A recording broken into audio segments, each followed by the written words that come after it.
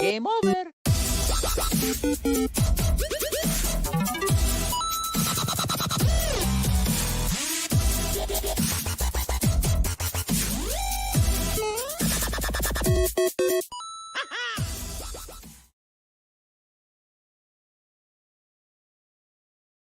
And what is up? Welcome back. It's Friday night. You're here with the Average Boys Podcast. It's your boy Crispy, and I am here with my host too, Brian D. What is up, my dude? Yo. What is going on, Chris, man? Listen, I'm happy it's the fucking weekend. I'm relaxing. I'm drinking some fucking Stone Cold Broken Skull beer, dude. Just relax. I'm Like ready to talk about, or what is it? IPA it's, or what is it's the lager. I actually went with the lager this time around. So Very good. yeah, How's just it taste? chilling. It's good, man. It's actually really good, really good. Are you drinking anything? Are you drinking with me today? Or you're I'm being actually sober? just drinking water, man. Drinking Fiji Come on, water, bro. Come on, drinking dude. Pure Life. I just ate some George, Skittles. what's up, buddy? What What's is up, going Georgie? on? How's it going, my dude? What a weird week, man. What a fucking weird week of just crazy nerd culture. I think one of the major concepts is what we're going to be talking about today. It's going to be a major talking point for all of us today. Welcome to everybody that's jumping into the live stream. Thank you guys so much for tuning in. You guys make sure you jump in the comments. Let us know what's up. What's up, Rob? How you doing? Hell yeah. Let us know what's up. Let us Rob, know what's how your up? week has been going. Let us know things that you heard about this week in nerd news.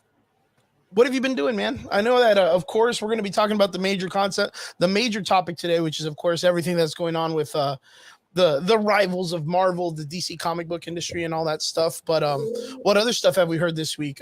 I have been binge watching a bunch of, like, I don't know what it was, but I think it's something that you had told me about, like watching reactions like last week. Yeah. And I've been watching Eddie Munson reactions and everybody reacting to Eddie Munson from Stranger Things. Dude, I did that too. It's so good, man. You talking about like the solo part, right? Mhm. I watched I that had too. to. Okay, so they ended up releasing this really cool video where Joseph Quinn, the actor who plays Eddie Munson in Stranger Things, was invited to Lollapalooza I saw that. and got to meet Metallica I saw that. and got to jam out with him. And you know, They gave him a guitar, gave right? him a They gave him a beautiful guitar, fucking and guitar. they all signed it. I saw that Mhm. shit. Yeah, I saw it. Now, the only thing that I think would have literally broken the internet, and tell me you wouldn't have fucking like gone balls deep, is if he would have gotten on stage with him, It's already played Master of jamming out. Puppets as Eddie Munson, As like Eddie in the Munson. costume with the crazy fucking mullet wig and everything.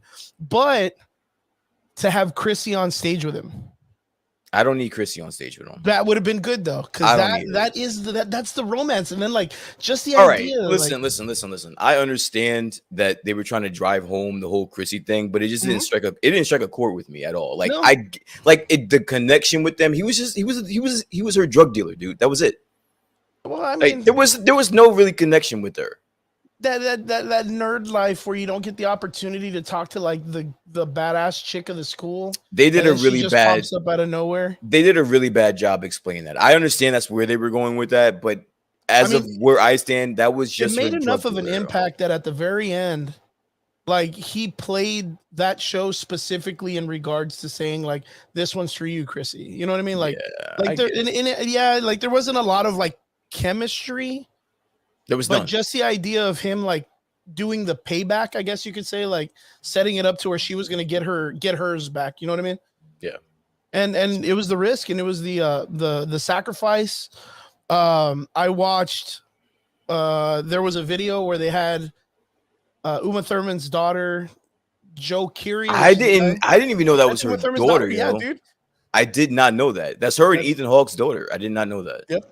And it was all three of them on a show, and I forgot who the actress is interviewing them, and they had not seen the that part of the show yet because they had been on tour doing their press releases and stuff. So they played it for them, and all three of them were tripping out. It was so cool to watch them do it. I was super enthralled by it.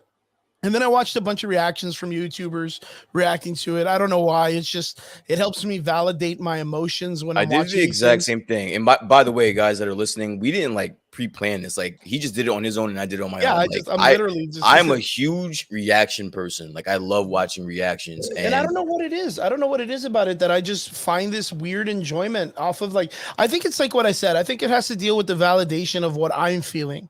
yeah. Like I want to see if other people get that same vibe. Like if I watch a show and I become emotional, I think you said it like that now that you're a father, you become a lot more emotional and stuff. Hell yeah. I'm not in that position yet, but I do find myself when I am enthralled or I am taken in by a story and I do become connected to people. I want to see what it's all about.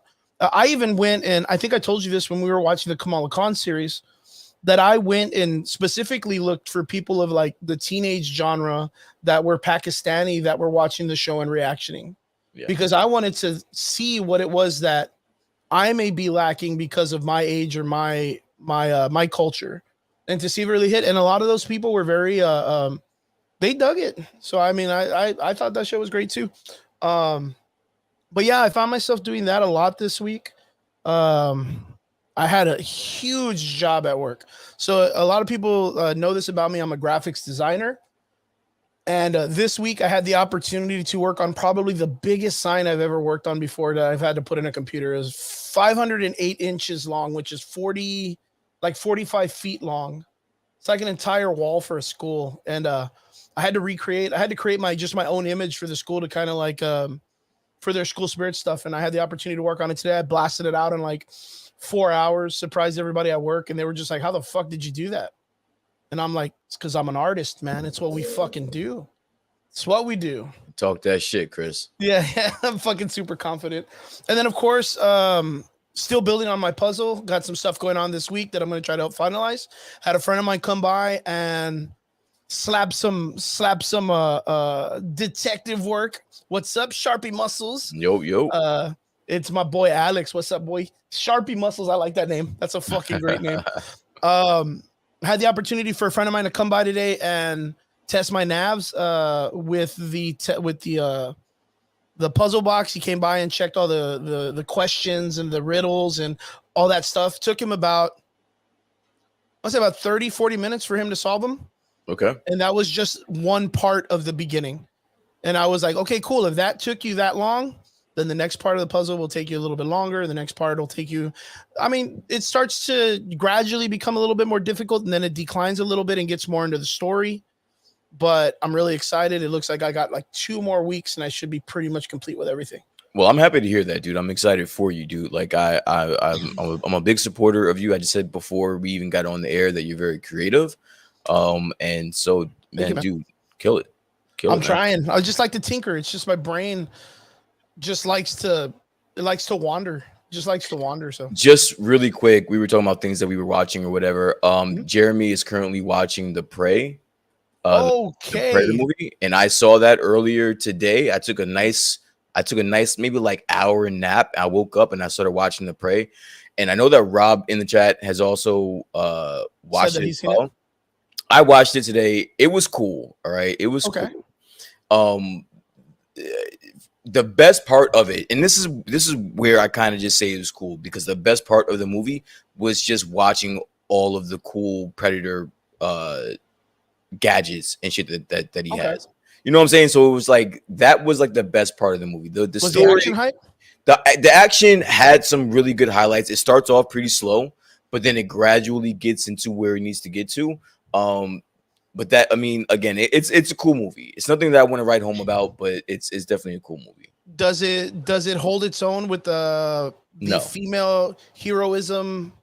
Like, that's where you're going. I thought you were gonna ask it. Does it hold its own against like the older Predator movies? No, and I would say no. Like I would still put the older Predator movies originals before this.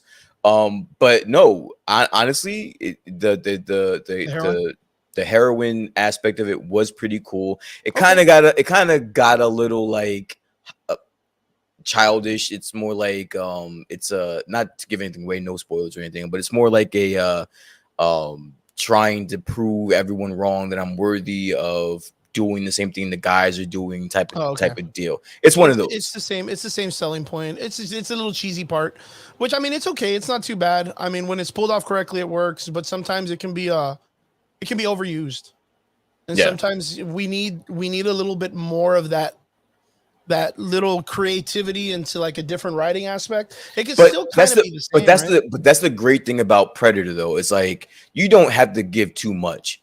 We already know what this is. Like the Predator comes, he wants to find the strongest or the best species on this planet that they're on and try to kill it. That's it. So like you really don't have to do too much. Like it's just it is what it is. There's no explanation. There's no getting to why he's there. You already know why he's there. You know what I'm saying? So it cuts a lot of the bullshit out. They try to give you a little bit of a storyline, which was again for me a little bit lackluster. But the coolest shit was his gadgets and his weapons. Those were top notch. Yeah, those were top notch. I would say on par with Aggressively Relaxing. Thank you for searching it up and checking us out. Yeah. You're getting ready to check out Prey. I haven't seen it myself. Hopefully, I'll check it out tonight. Again, last week I got to check out The Gray Man. How was it? I still haven't watched it. It was it's a little interesting. I'll tell you what though. It gets me hyped for an evil Chris Evans.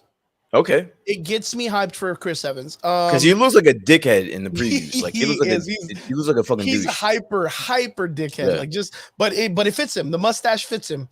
Just that whole genre of it. What's his face? The other dude, I forget it. Ryan Gosling. Ryan Gosling portrays himself kind of like the way he portrays himself almost in every one of these action movies he's in. I love Ryan Gosling. Yeah. He's kind of quiet. But what's cool is like he's a very relaxed, simple guy in this. So like instead of him being like overly confident or overly egotistical, it's more like he's kind of like more understanding to anybody. Like you can literally probably just talk him into doing what you need him to do, as long as you're not a jerk. But Chris Evans' character is over egotistical, so like that's how they kind of like bash into each other. So what the story consists of is it's very much almost like a professional film, like Leon the Professional. He's hired to be like a bodyguard type person.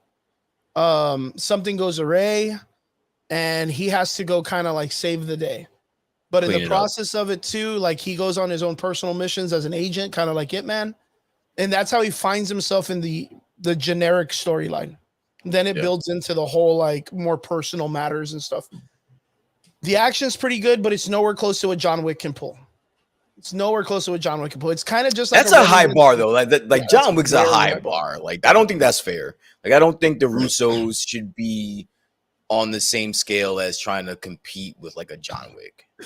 So it's one of those things like it kind of portrays kind of like the way it's just been with Ryan Gosling's previous films, like the driving one. I forgot what it's called, where he has like the scorpion thing, the jacket. And then there's, of course, like Blade Runner, where it's kind of like just a run and gun. Very like, these people aren't like personally trained in like a martial arts, but the action is trying to be up to that John Wick kind of level. Yeah. So it has some cool stuff, very raw when it comes to the fighting, but the quips and quotes in the story are there. Okay. It's funny. The actors are pretty good. Everybody plays a pretty good role. But to me, I think the standout was Chris Evans.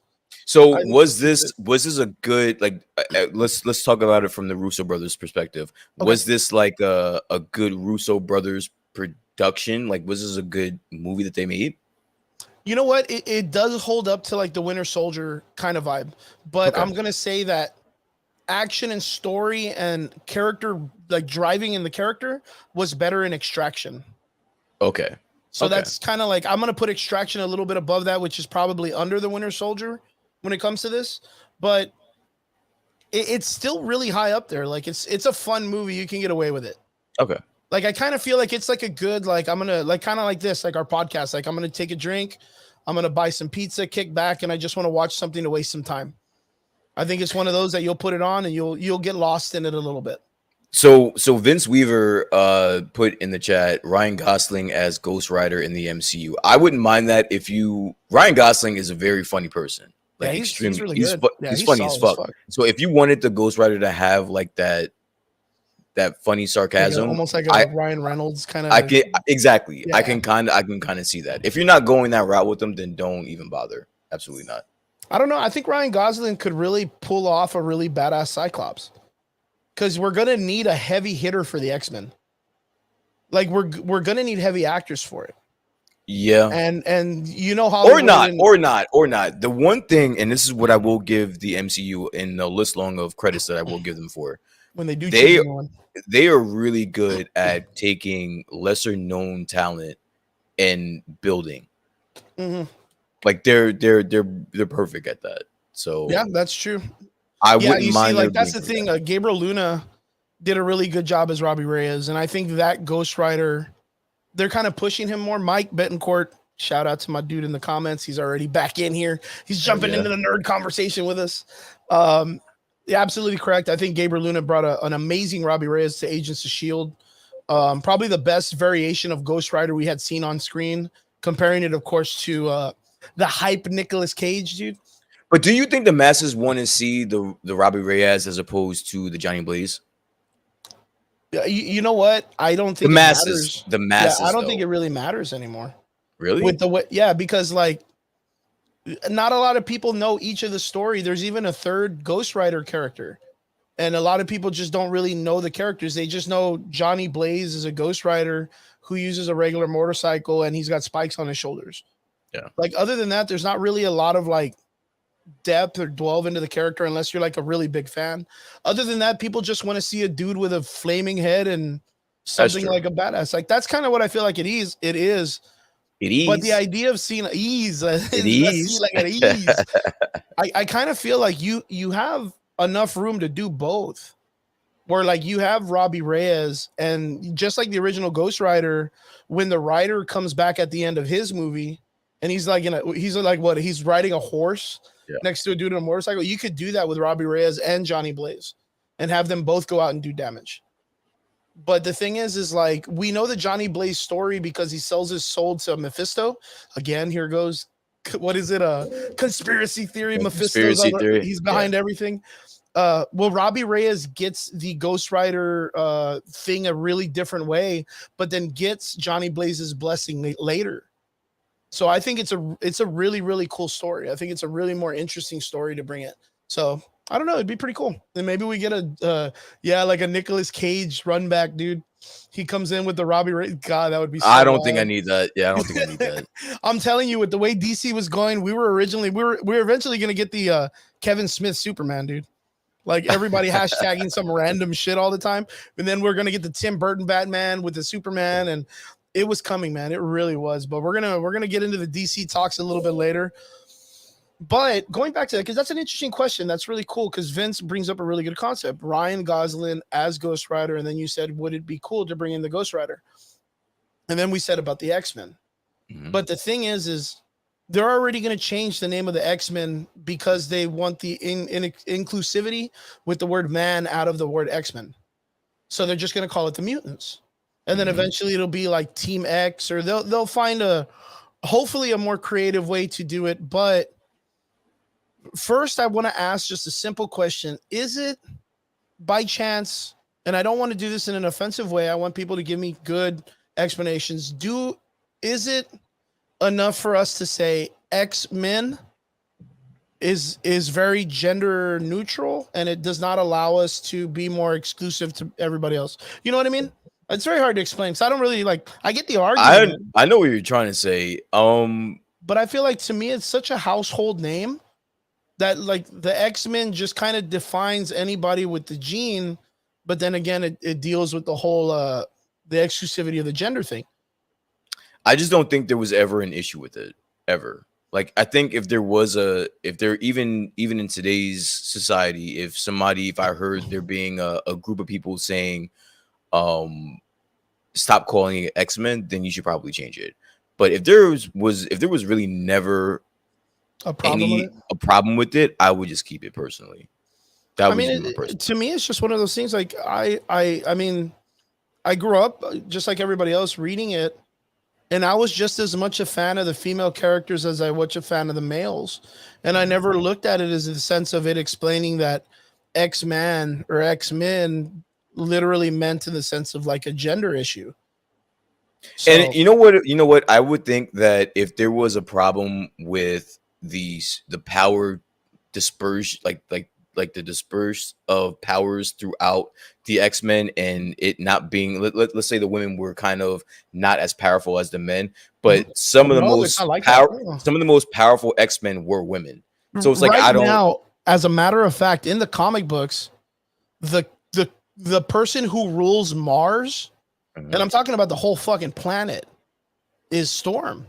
Storm is literally like the queen of Mars. And if anybody goes to Mars to like, I don't know why they would go, but just in case, like they have to answer to her first because she I always like Storm, bro.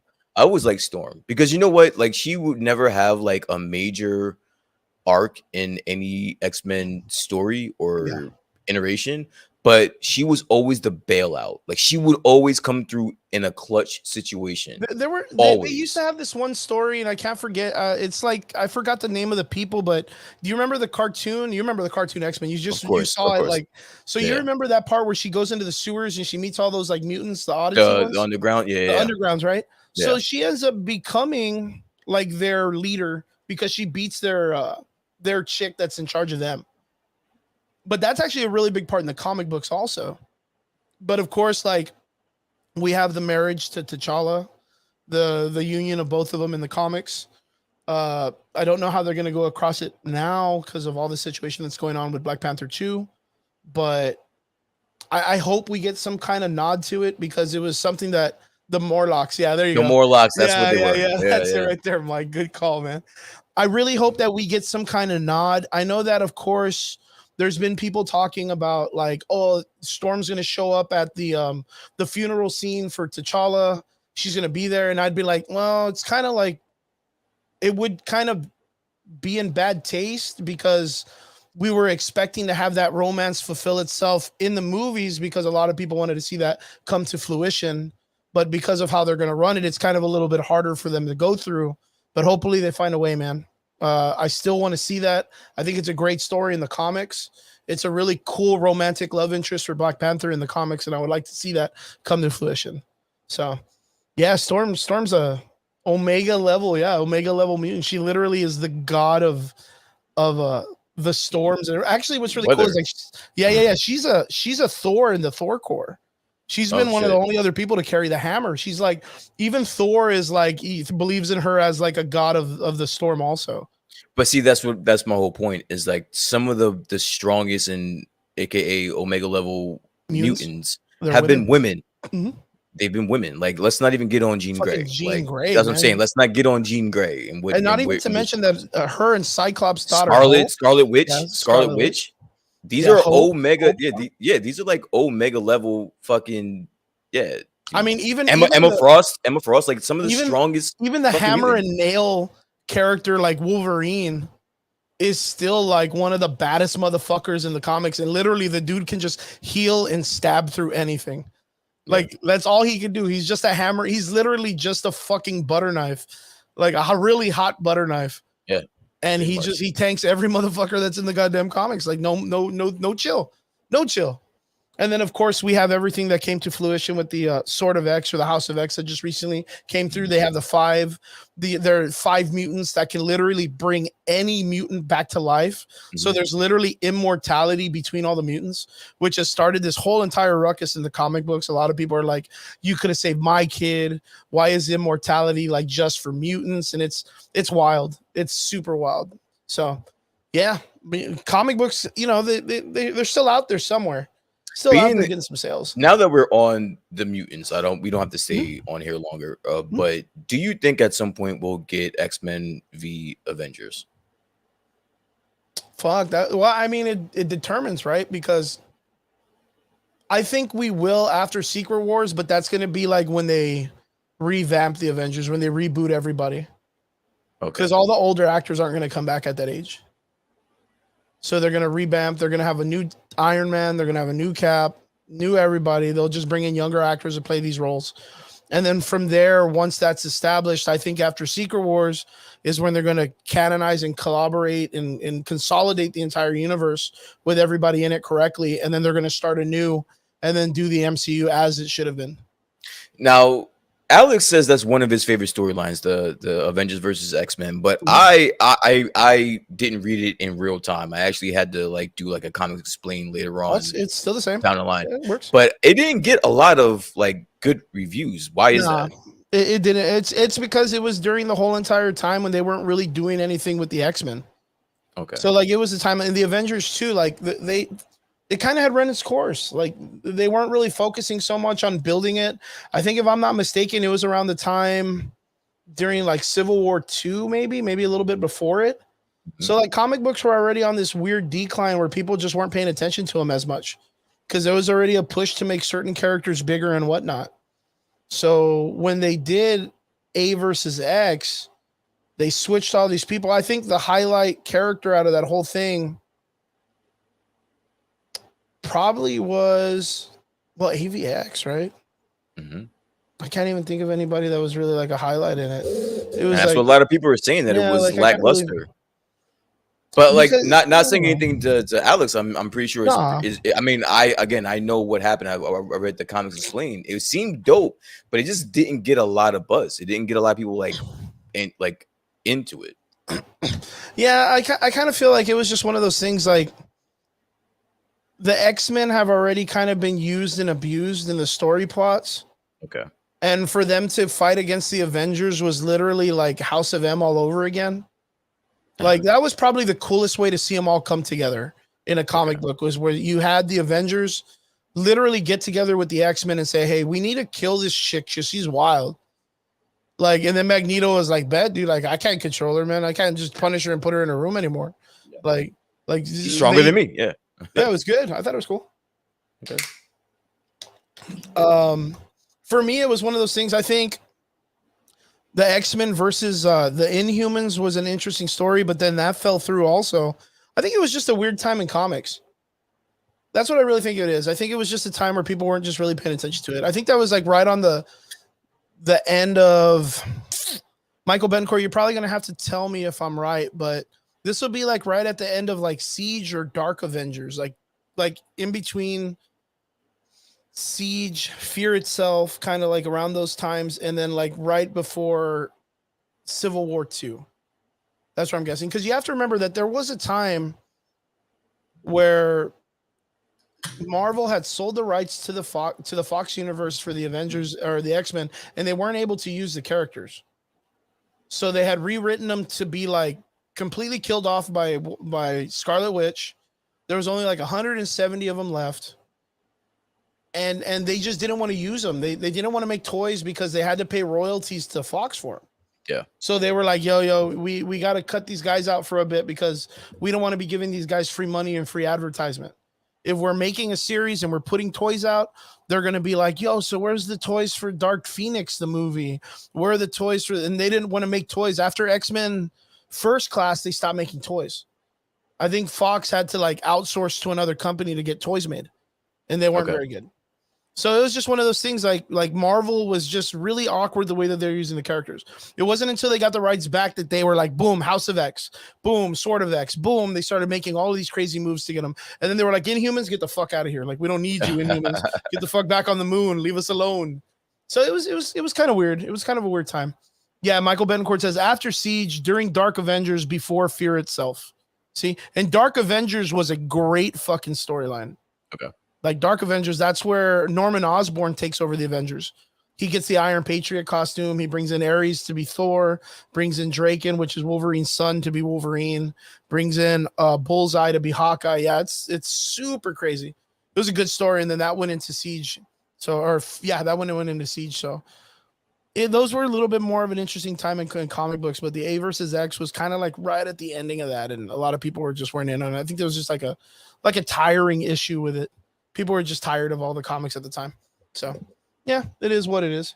But yeah, Ghost Rider, Ryan Gosling, that would be fucking legit. Goes all the way back. Segue all the way back to Ghost Rider. Sharpie Muscle says, yeah, Iron Patriot Namor was Norman Osborn was awesome. And Michael Bencourt says he gets rid of Shield and replaces it with Hammer. That's right. I do remember that. Man, one of these days we're gonna have to talk about Siege, man, because I think that's an interesting concept for us to get in a movie. Knowing that we're gonna get Captain America: New World Order. I can't believe they're gonna keep that name, dude. I'm so ready for all your wrestling memes. And I was emphatic about that on the show. Like I was like, there's no way that Disney. There's no way that Disney's gonna keep that name, but apparently they're moving along. They're fucking. They're 100%. They just showed that shit on a big screen and everything. Yeah. I'm just more excited for not the conspiracy or Illuminati themes. I'm more excited for like the Hulk Hogan, NWO, Captain America themes. Like someone to put him in like the Hulk Hogan bandana and the black beard. Like that's what I'm really waiting for. NWO, Wolfpack.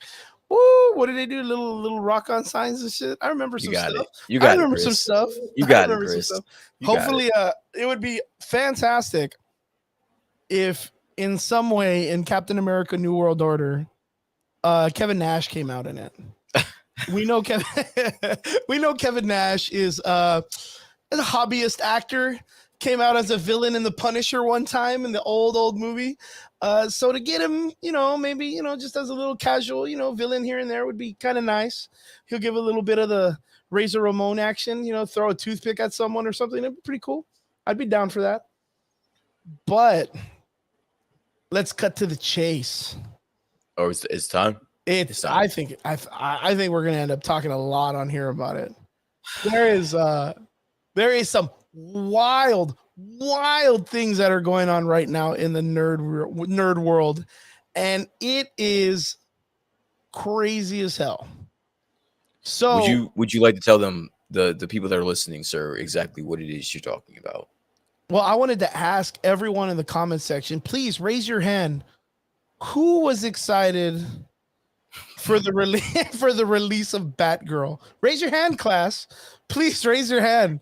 I'm gonna raise my hand. I'm not dickhead. I'm that dickhead clown guy in school that just wants to fucking. I'll raise my hand for Gotham Knights. Discuss, yeah. I was gonna raise my hand for Gotham Knights. So apparently, this week turned into a huge purge at Vince fucking thumbs down for a huge purge in DC comic books and DC films. The new CEO, or what is he? Is he like a CEO, or is he? What is this guy? What's his name? Eric Selvig? No, Zaslav. I love it. He's like a Russian mobster, dude. Went in. They took him into this beautiful theater, sat him down with the cool ass love seats, and they showed him a almost post-production of the Batgirl film. And my ideal expression is the dude stood up, threw his popcorn all up at the theater, and was like, yo, throw that shit in the trash. Everyone fired. This guy literally threw out a $90 million movie that was literally on the ending of it being finished and put in theaters. So this is the thing, right? So the guy David Zaslav and Michael Betancourt does clarify that he is the president of Discovery, and for all those that do not know, Discovery and Warner Brothers have merged. So now there is the Warner Brothers Discovery Company. All right, and the person that is in charge, that is watching over the entire thing, is David Zaslav. So apparently somebody thought it was a great idea to show the CEO of probably one of the biggest companies in the world I like where you put that. Just a screener of this Batgirl film that costs about roughly $90 million, and that's not including the contracts with Michael Keaton actors, and everybody else that's involved. He saw it and immediately, and I'm pretty sure this was like the tipping scale. Like this screening was the reason that he just dismantled. And when I say dismantled, I mean he is going to dismantle the entire DC universe as we know it. So for all you, as for all you Snyder fans that are out there, forget about it. It's over. It's done. Batgirl, 10 out of 10. It's over. 10 out of 10. So the guy saw the video of Batgirl, whatever it was that they showed him, and he was very disappointed enough that he literally just cut it. Like he was like, yo, I'm gonna chalk it up for just a bad week for you all. We're gonna tax write off this $90 million. I'm gonna get like $10 back, and onwards to the next one.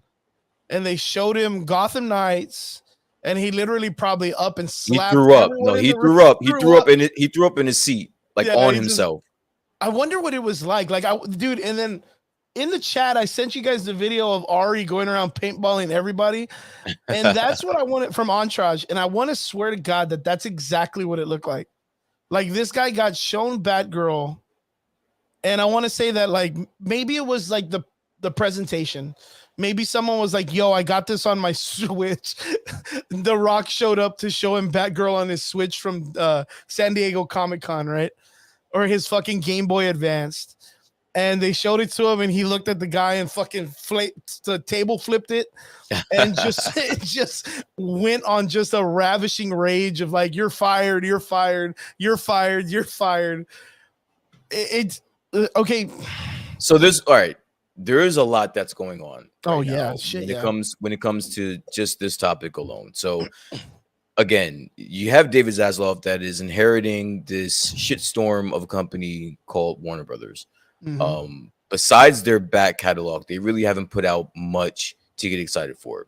So now he's taking on this burden of trying to resurrect this failing company, if you will. Once he came out, after the rumors were coming out that movies were getting axed left and right, the company itself, the Warner Brothers Discovery Company, took a dive in the stocks, 15%. Damn. So not only are you dismantling the company to try to save a buck, but in the midst of that, all the stockholders that you're trying to do this for, they're also losing money because now they're losing, the stock is going down. So I'm assuming that his only avenue here was just to, if the stock goes down, it is what it is, but we're starting fresh. Like that whole division over there, we're going to dismantle it, and we're just, we're just going to start fresh. And he's dedicated to it. And no matter, I've been seeing a lot of people that have been upset over the actors, and because apparently the actors didn't know this was going to happen until we knew, the public, which is kind of fucked up if you think about it. Yeah. But he was committed to it. He was committed to it, and he's sticking to it. He's dead set on just giving this Warner Brothers DC part of this company a 10-year plan and move on from there. Whoever doesn't like it, fuck off. Minus Access Media that just agrees to agree. Almost everybody that went in to watch this was saying it was not in good shape. Yeah. So all of these actors that were like, yo, we put our heart and soul into this, it was amazing and all this other stuff. What the fuck were they watching? I don't think it's more of the fact of what they were watching. It's more the fact that it was just par for the course. It was like you had somebody in charge over there at one point that just greenlit whatever the fuck they wanted to, and everyone just had to be on board, and that was it. Yeah, I can see that. And of course, like I think we mentioned this earlier in the chat when you and I were talking. Who wouldn't fucking be excited to be called by DC and Warner Brothers and be told, hey, you're going to be this superhero. Like, you're going to be that person.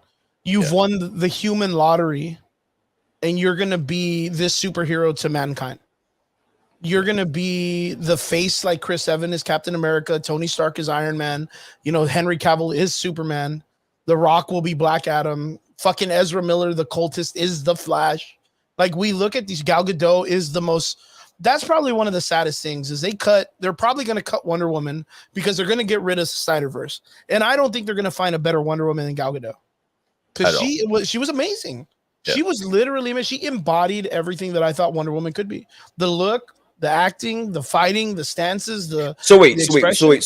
On record, before we get into all of that, we still have to there's the elephant in the room, Chris. There's the elephant in the room that needs to be answered with everything that's been going on. And I want to know from the people in the comments, with all these movies that are getting axed, do we think that this Flash movie is still coming out in June of next year? Oh God, man. How do you axe all these other movies and then you don't axe the obvious one that one? Yeah. I'm gonna tell you what I think is going on. That's what the DC and Warner Brothers people are looking at as their escape into a new universe. Like they're going to be like, okay, well, we can use the Flash movie, change the ending, and make it to where the Flash runs into a whole new universe and he's a new actor. But we just use that whole movie because we still have all those assets and all that film. But like, how do you do it without contributing to all the mess that like this person, Ezra Miller, has brought to shaming the DC universe and Warner Brothers? Like even this week, as a matter of fact, it's never stopped. We made fun of it like for fucking almost a whole month, a whole 2 months. I was gonna say it might be more than it's more than a month. Just the other day, news outlets were like, we got issue that Ezra Miller is driving somewhere in the entire United States with a gun and fucking bulletproof vest. And I'm like, well, that's super. Remember, I was in the comments. I'm like, oh, fuck. Watch out. Fucking Ezra Miller's in the Northern Hemisphere. You know, we're all not safe here on the planet Earth. Like, who the fuck just makes up shit about him driving across the U.S.? And then the idea was, what did he say? He was afraid because of the FBI and the KKK. Or the KKK. I'm like, that's pretty fucking vague, man. Michael Betancourt brings up a very interesting thing, which I think we can actually talk about. He said Discovery Plus released an official statement that The Flash will continue its release at a cost nearing 300 million. That's a whole ass country. At a cost nearing 300 million, there is no way in the world that they can tax relief that one. Now, that is all in true, right? Yeah. And under normal circumstances, Mike, I would be on board and I would agree with you. But this guy, David Zaslav, he's not fucking around, dude. Like, I think he may eat $300 million and just to start over again.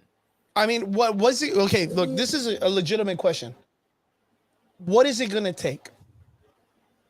Like, what is it going to take for Ezra Miller to do for them to be like, oh, fuck, we need to cut this movie? Does he need to have an actual shootout? No, but see, that's the point. Is like that point that we're talking about that you're asking for. We've been there. We were there 2 months ago. Yeah. No, that's what I'm saying. But notice that they haven't said anything. They haven't said anything. San Diego Comic-Con, they didn't fucking have, fucking pops of the Flash. They didn't have at least like a whoops. Like, I don't know what to tell you. Like, we're trying to figure it out ourselves. They could have come out and been like, we called him and he hasn't even answered his phone. Like, we don't really know what to tell. They could have made up some bullshit.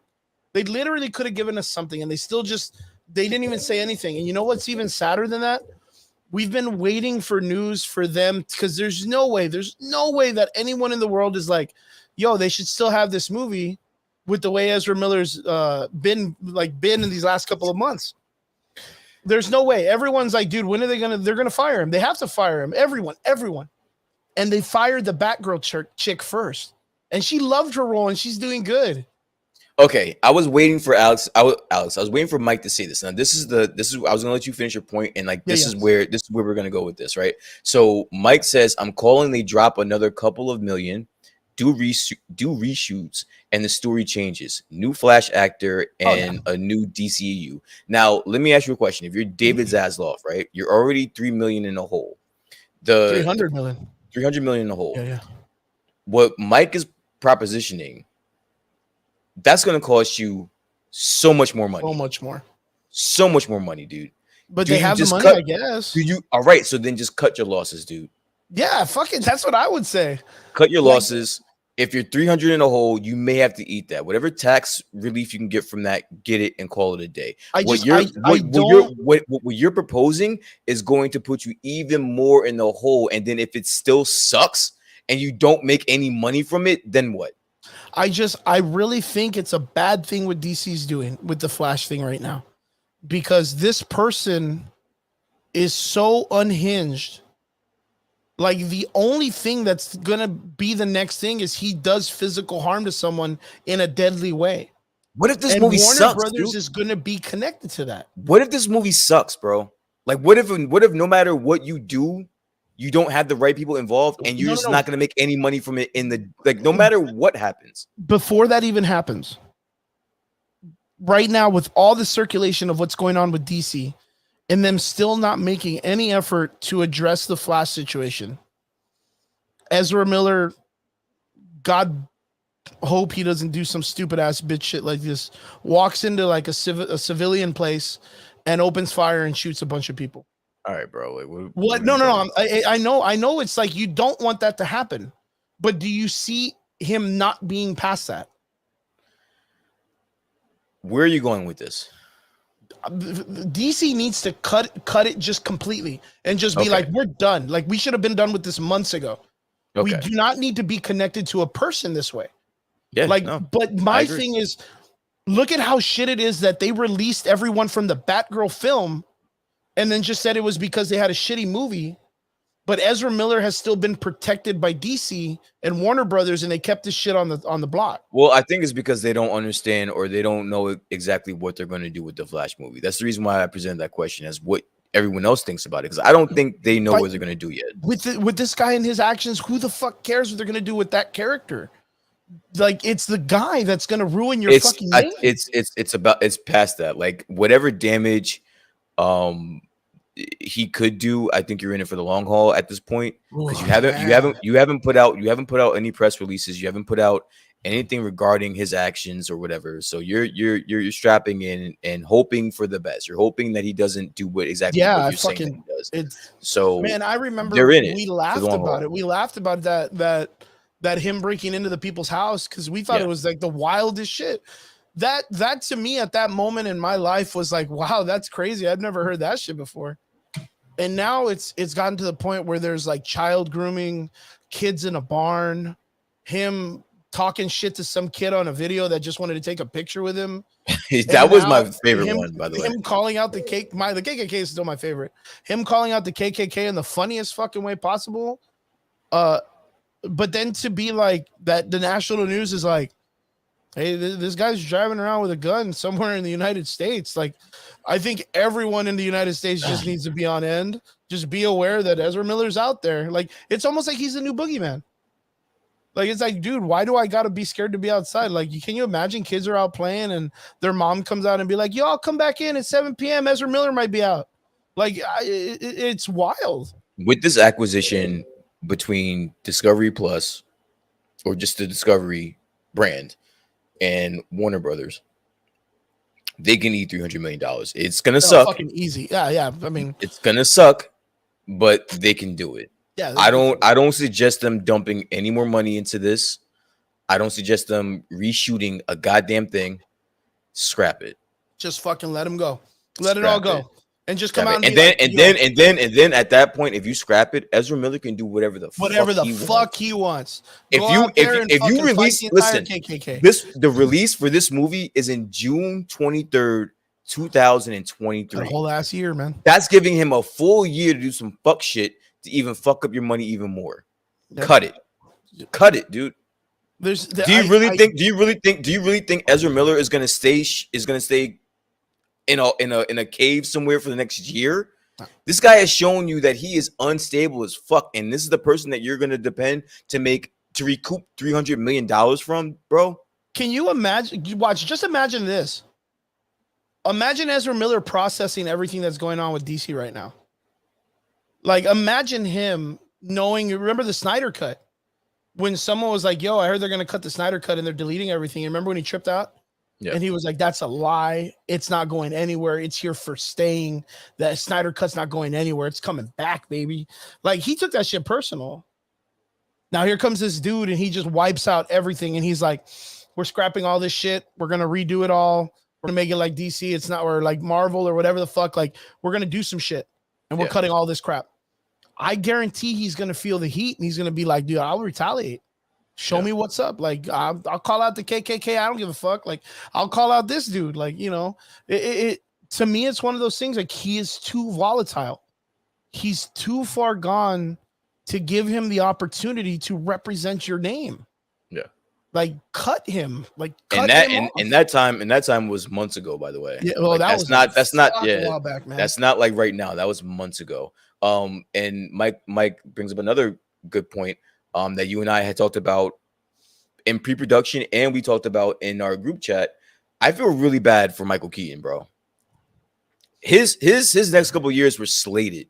Like, he had a contract with Warner Brothers to make some decent fucking change. And now not only is the Flash movie in jeopardy of not coming out, but the Batgirl movie is automatically scrapped, and God knows what's gonna happen with Morbius in that fucking shit show. Morbius is So gonna like be re-released. he went from fucking booked and busy to fucking are you guys hiring? Like No, I feel bad for him, yo. Look, watch 100%. DC does whatever it wants. It still calls Michael Keaton to come back when they fix all their shit, and Michael Keaton will come back. You think he wants to be associated with this after this shit? I think when for what they're doing, can you imagine? You personally, fuck Michael Yeah, Keaton. I'm gonna vouch for this, and I'm gonna say, personally, if you were Michael Keaton, would you want to be associated with any of this shit moving forward after this? well, I wouldn't have wanted to be associated with Batgirl. But let's say you did, because they offered you a boatload of money. But let's say you did. Yeah, money's another thing. Job part, that's cool. I would not want to be anywhere near this if it ever came back at all. You guys, you know what? Thank you for the money because I have an ironclad contract. You guys will be paying me the rest of however the fuck whatever we promised. You're gonna from pay here me on out. Which I guarantee they're gonna do that with Michael Keaton. Lose my number. Don't call me. Don't email me. Don't text me. Don't fucking smoke screen me. Don't do a lose it. Lose my fucking number. We're done Pony here. Express, Nothing. Western Union, nothing. Lose AOL, my fucking number. Messenger, Yahoo Messenger, Nothing. don't even Yahoo Messenger. And if my agent calls me saying that you contacted them, I'm firing my agent on the spot. Back to Wendy's. Everyone's getting fired. Don't call me. Look, it's one of those things that with the news and the talks of what was surrounding Batgirl the movie, I think Michael Keaton's position would have just been, hey man, I'm just gonna get paid. They got me this suit from Party City. Like I'm just gonna wear what they got me. I'm just gonna say a couple words and I'm out. I can't even turn. Like I don't need to look around. Like I'm good. But the moment they say that someone comes in and he has inspiration from the dude who ran Marvel for 10 years into the most amazing, beautiful masterpiece in cinematic history in the last 20 years, and someone was like, hey, look, you got to work with these dudes with the character that's probably the highest growing character, Spider-Man. Yeah. We want that. We want that success. Would you be willing to make a cameo and we'll pay you some money? I guarantee he'll be like, did you get rid of that suit? No, bro. He's like, man, I guarantee it. There's just something about it that I know that once he realizes that someone's got a hold of this horse and they got the reins and it looks you would have to show me something. You can't just like come to me and you guys, let's say 3 years down the line after you guys have started executing your plan, you come to me and you have given nothing but shit movies and shit shows since then. Mm-hmm. I'm going to deny you. I don't care how much money you give me because now my name is associated with this. But you're going to have to show me something. You're going to show me that you guys are serious about improving this brand, and then I'll consider it. But until then, no, they got to prove it, though. They got to prove it with those first entries. And pay out what's left of my contract, and then leave me alone. That's it. And right now, we know that the first of this 10, because they're talking about having like a 10-year plan, right? A 10-year plan, correct. A 10-year plan. We'll put that up. So DC's talking about a 10-year plan because that 10-year plan was very successful for Marvel. Now, what they're planning is Marvel will do Secret Wars, and then from Secret Wars, they're going to have to do reboots. Because they're going to have to revamp the entire thing. And just like we talked about earlier, bring in the X-Men without having to do it in a weird multiverse story. Stop using the multiverse because a multiverse fucks your entire story up because nothing is important or valued anymore. And same thing with the timeline. They need to consolidate and make it just one solid story and then continue from there. So we know that they're going to do a big reboot after Secret Wars. When they're doing that and they're doing their planning is when I think they're going to initiate the 10-year plan for DC. Because that would be during the hiatus of Marvel. Mm-hmm. And in fact, with what happened with right now, I mean, with them doing this during phase 4, it's a big move. Because phase 4 is the weakest that Marvel is doing. And everything that Marvel right now, after Thor, Love and Thunder, has been a decline in success for their films. So right now, DC can kind of take this and be like, people are going to start clamoring for something. They're going to start wanting something different. This is our time to shine. What are your thoughts of David Zaslav's comments when he specifically referenced Kevin Feige and what he's doing at Marvel? I think it's important. I think it's important for someone to, but like naming him by name, that's like breaking.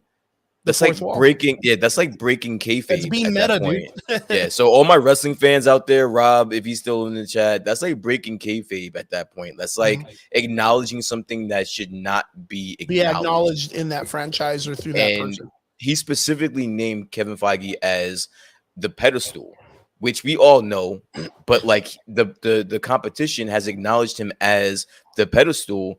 And that's what we have to look forward to going forward in the DCEU. I mean, I like it. Yeah, for those that aren't wrestling fans, this would be the equivalent to Burger King going out and saying, damn, the #1 from Whataburger slaps. Yeah. Like that would literally be it, because you don't expect Burger King to be talking about Whataburger or Wendy's or anybody.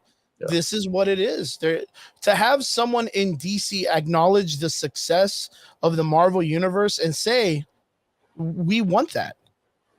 That's exactly what every fan has said for the last like 8 years, 9 years. Rob, let it go. And right now, with all of the mess that's been surrounding the DC universe and the Snyderverse, someone needs to snip it all in the butt, because it is super confusing. Mm-hmm. It is super confusing. We got the Pattern verse, the Patterson verse.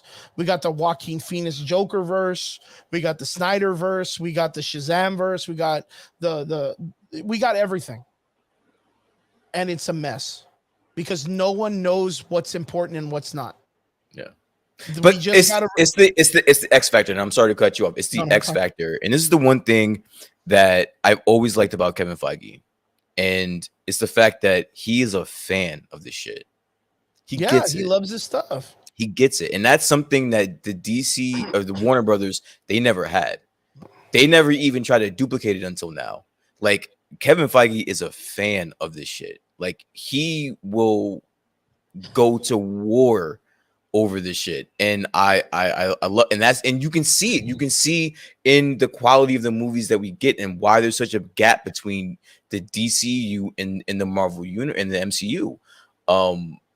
I just, you know what? I'm rooting for them over there at Warner Brothers, because I kind of want the MCU to have some competition. Yeah, I want to have competition. I want to be able to see something healthy come out of that universe. Yeah. Like that's all. It's not really about competition, because how is it competition if we're in a time in our life that we're getting an X-Men movie and a Batman movie at the same time that are just exponentially the best thing in cinematic history?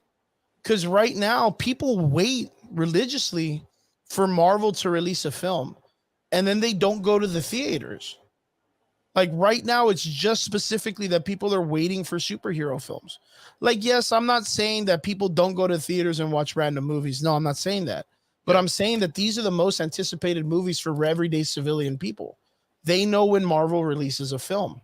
Absolutely. DC needs that type of recognition. And it doesn't need to be like, oh, I'm going to go see that movie to see if it sucks.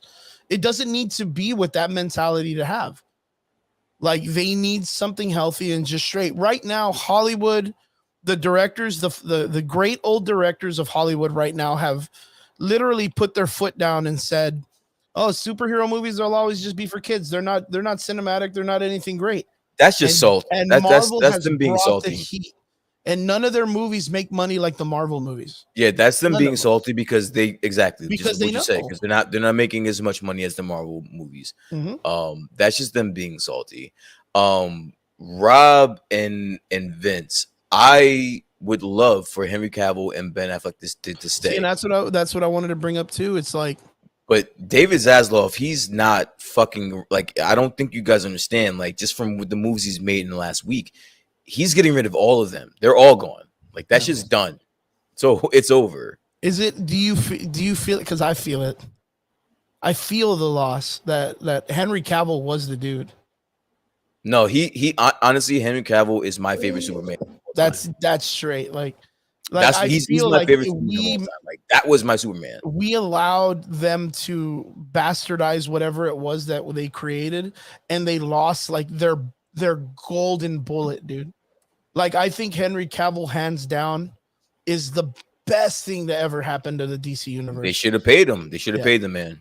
They should have paid him. They had no idea, and for some reason, like deep down inside, I really hope that like the first time that we get a Superman movie, it's like a scroll up and it's Henry Cavill. Like I really hope that this dude's like, hey, you know what? I know what I have. I know when I have a player that I need to have out on the field, and this is the dude. Like I really fucking hope so. But then that sparks up every other wannabe nerd that's like the Snyderverse, bring back, and it's like, no, dude, like no. It needs to be just. I was gonna get to Mike because Mike is in the comments. I did see it. I would love. All right, so if we're fan casting Henry Cavill in the MCU, what character are you fan casting him as, sir? Henry Cavill in the MCU. Oh, the Century, dude. The Century Hyperion, easy. We've talked about this. Yeah, I think I do agree. But I mean, what? like, all right, but you know what? That's kind of weird though, because like he's already the Century. He's Superman. He's Superman. That's not a big for me. stretch. It's one of those things. Like it would be cool because he plays Superman like the best. So to be able to bring him over and put him in the Hyperion role and do the whole like him and Chris Hemsworth to the end, that's fucking gold. Like that's gold. And then not only that, for sure that Marvel will write Superman correctly. Yeah. But right now they're in a pickle because they brought in this fucking idiot Icarus, and that's their Superman right now that sits on that realm. And the Eternals are trash. The Eternals are trash. I kind of like Icarus in the MCU. Oh, no. Don't get me wrong. Like he's cool, but it's just trash the way they write those characters right now. Yeah. They need something better, and they need to fill that void that the Eternals has brought.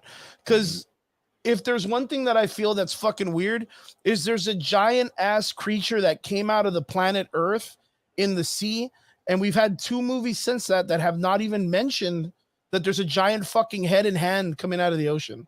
Like the world is so like desensitized to like all of these world-ending events that, dude, what blew my mind is I saw it in a video, and someone goes, "Oh, you know what? It's actually the video you fucking sent me. It's pitch, the sales pitch or what?" Oh yeah. And he goes, "Yeah, they made a Thanos the Snap ice cream or whatever, the Infinity Gauntlet ice cream store."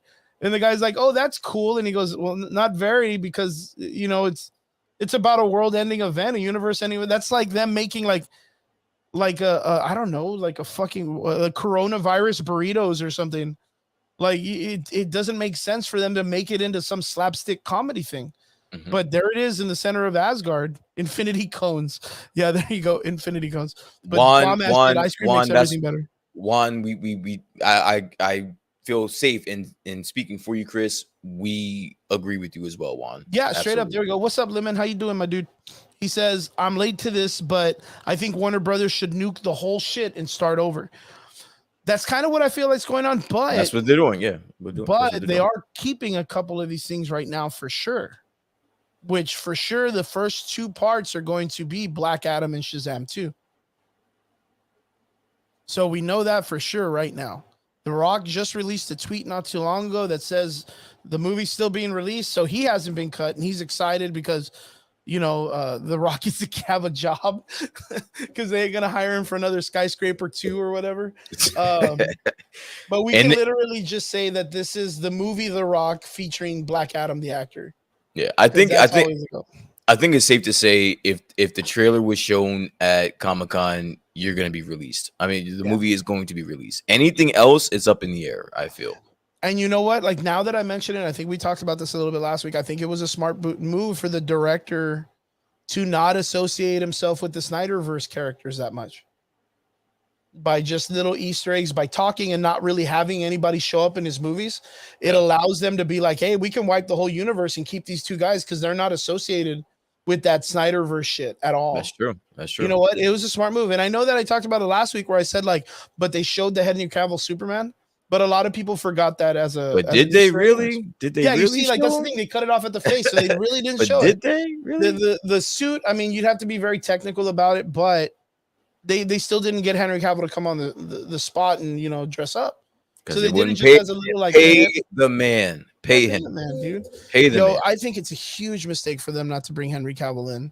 But then again, like, what do you do when you want to revamp everything? Do you kind of like bend the knee to that, or do you like Well, here's the thing. So I haven't heard one person. I don't think there's a group or a group of people out there that dislike Henry Cavill as Superman. Like I think that's unanimous across the board, actually. Yeah. So it's like if you were to keep somebody, I would like that would be the guy. That would be the guy. 1000%. That's the guy. And I don't think we need to do the reach out for Ben Affleck, even though he did a really great job. I love Ben Affleck as Batman, but I don't need him as my Batman. I think that's too much for the Snyderverse to keep being an issue. I think it's one of those things, like if you bring someone like that, you're going to keep asking and asking and asking for it. But this is a great opportunity for them to fix what they did to the Joker in those movies. The Jared Leto Joker was and I'm gonna go down. Dude, I'm a fan, and I'm sorry, I'm probably gonna get killed by everyone in the comments. I'm a fan of Jared Leto's Joker. That's why they write so many different variations of him, is because there's different people that like different people, and it's I love that he did a pretty good job. Super unbalanced. At any moment, he'll just shoot you in the face. Like I like that shit. I love it. Yeah. No, I mean, I'm not gonna lie. I thought he did a pretty good job too. I mean, I think it was the character design that I really wasn't a big fan of. Of course, that's what a lot of people complained about. And of course, like his weird methods of being a method actor and being like, let me send dead mice and shit and all this stuff. Yo, he didn't even front on the chick that plays Amanda Waller. She was like, yo, send me some shit like that. I'm gonna have my husband beat your ass. And he was like, all right, I won't do it. I'm sorry. He's like, he's not gonna fucking front. But that kind of shit, like I don't know. I think it's a little bit weird. But I know Jared Leto himself is a good actor, even for all the weirdness that he compels himself around. He's a good actor. So for them to choose him to be the Joker was not a bad idea. I mean, it wasn't a bad thing. It's just the way they designed him, the way the director was like, oh, I have a new way that I want to do this. And, it was a little bit of weird for the character design, but Jared Leto did a pretty good job. No, I get it. I get it. Listen, I go back and forth with a lot of my friends about Jared Leto's portrayal of the Joker, but I'm sticking to my guns, dude. I would have loved to have seen more of it, actually. I would have actually preferred for the Jared Leto Joker to be the one that cuts his face off. Okay. All right. That would have been, to me, if he would have done that and then did where like it's almost like he's wearing like a mask that's stapled or stretched on. Dude, I think that guy would have ran that fucking Joker to the fucking heavens, dude. I would have been so pleased by that. Which he was already in turn developed to be closer to that variation of the Joker. Okay. Because he did certain photo shoots and certain angles and certain cover shots that were all in resemblance to that comic book line, certain panels and stuff. So it would have been fucking fantastic. And I hope that, maybe one of these days they get to revamp it. But for now, it doesn't look like it's going to happen. It looks like this dude's going to just kill all of that Snyderverse junk, get rid of everything that's been going on. I think I heard it too, that they're kind of trying to get rid of like this aspect of like that woke agenda nonsense that everybody kind of compares to what's been going on or whatever. And this guy was just like, no, we're going to make shit that we actually like. Like we're going to make shit to where the fans are going to be happy. What more as a fan can you ask for? Yeah, I mean, to at least have us in mind. And you know what? As a matter of fact, I heard a very cool thing today, which, of course, I think, all of us being that we're all the nerds that we are, we've all heard the news of people kind of slow talking the She-Hulk trailer and the She-Hulk show because they're saying that it's like a crazier agenda on the idea of what Jennifer Walters' origin story is. They changed it up to where she's going to be the one to save Bruce Banner, not Bruce Banner save her in the origin story. So it's kind of like, oh, okay. I think they're going to do it, which is an interesting story, that she's going to do the blood transfusion to him because of the way his arm got hurt. Okay. And then from there, that's how his arm gets healed, because she gives him a blood transfusion. So then, how does she become? They have. I haven't really thought that far ahead. Okay. I just think that's how they're gonna fix his arm. All right. Which, yeah, like I mean, I don't care. Like I fucking, it's not gonna matter to me. And the reason why it doesn't matter to me is because this Hulk isn't the Hulk from the comics. And the next thing that they've said in Marvel is that we're gonna do World War Hulk. And I just, if they're gonna sell me that, but then give me what they gave me with Thor: Love and Thunder, I'm not gonna think it's gonna be at the scale of what World War Hulk was in the comics. Yeah. So I'm just kind of casual about it. I'm casual. I'm just happy we're getting something with the Hulk in it now. So I'm a little bit better. But the actress that plays Titania came out today and made a response about the fans. And she said, well, I would listen. What's going on with the fans? Well, because a lot of people are complaining that the show is a little bit weird and it's not like the comics. They're changing the It hasn't even come out yet. Yeah. They're just going off of what they were saying. But you know what? She made a comment, which was very much to the kind of direction like the Kamala Khan actress was. And she said, well, I mean, we should probably listen because most of the time they're right. All right. So this is what I'm saying. I understand what she's saying, but at the same time, let it come out first. Like let the first season come out at least first. Try to see what they're gonna do. If they're gonna react a certain way, then we can change things. But don't start acquiescing to people before the shit even comes out, because no one knows how this is gonna hit. So yeah, I mean, we all know about the red tape that surrounds the Hulk. There's a lot of stuff that Marvel cannot do with the Hulk character. So they need some type of like avenue that they could at least get some type of recognition to have like a Hulk-esque character. And if She-Hulk happens to be that character, that's what they're going to have to run with.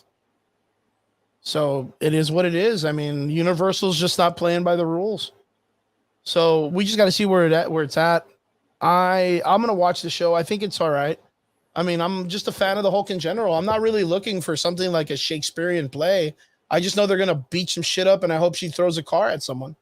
No, I'm sure you're going to get that. I just find it very interesting how people are going to react to the fact that she is just going to be automatically better. And I said this in the last. Yeah, we said this the last time.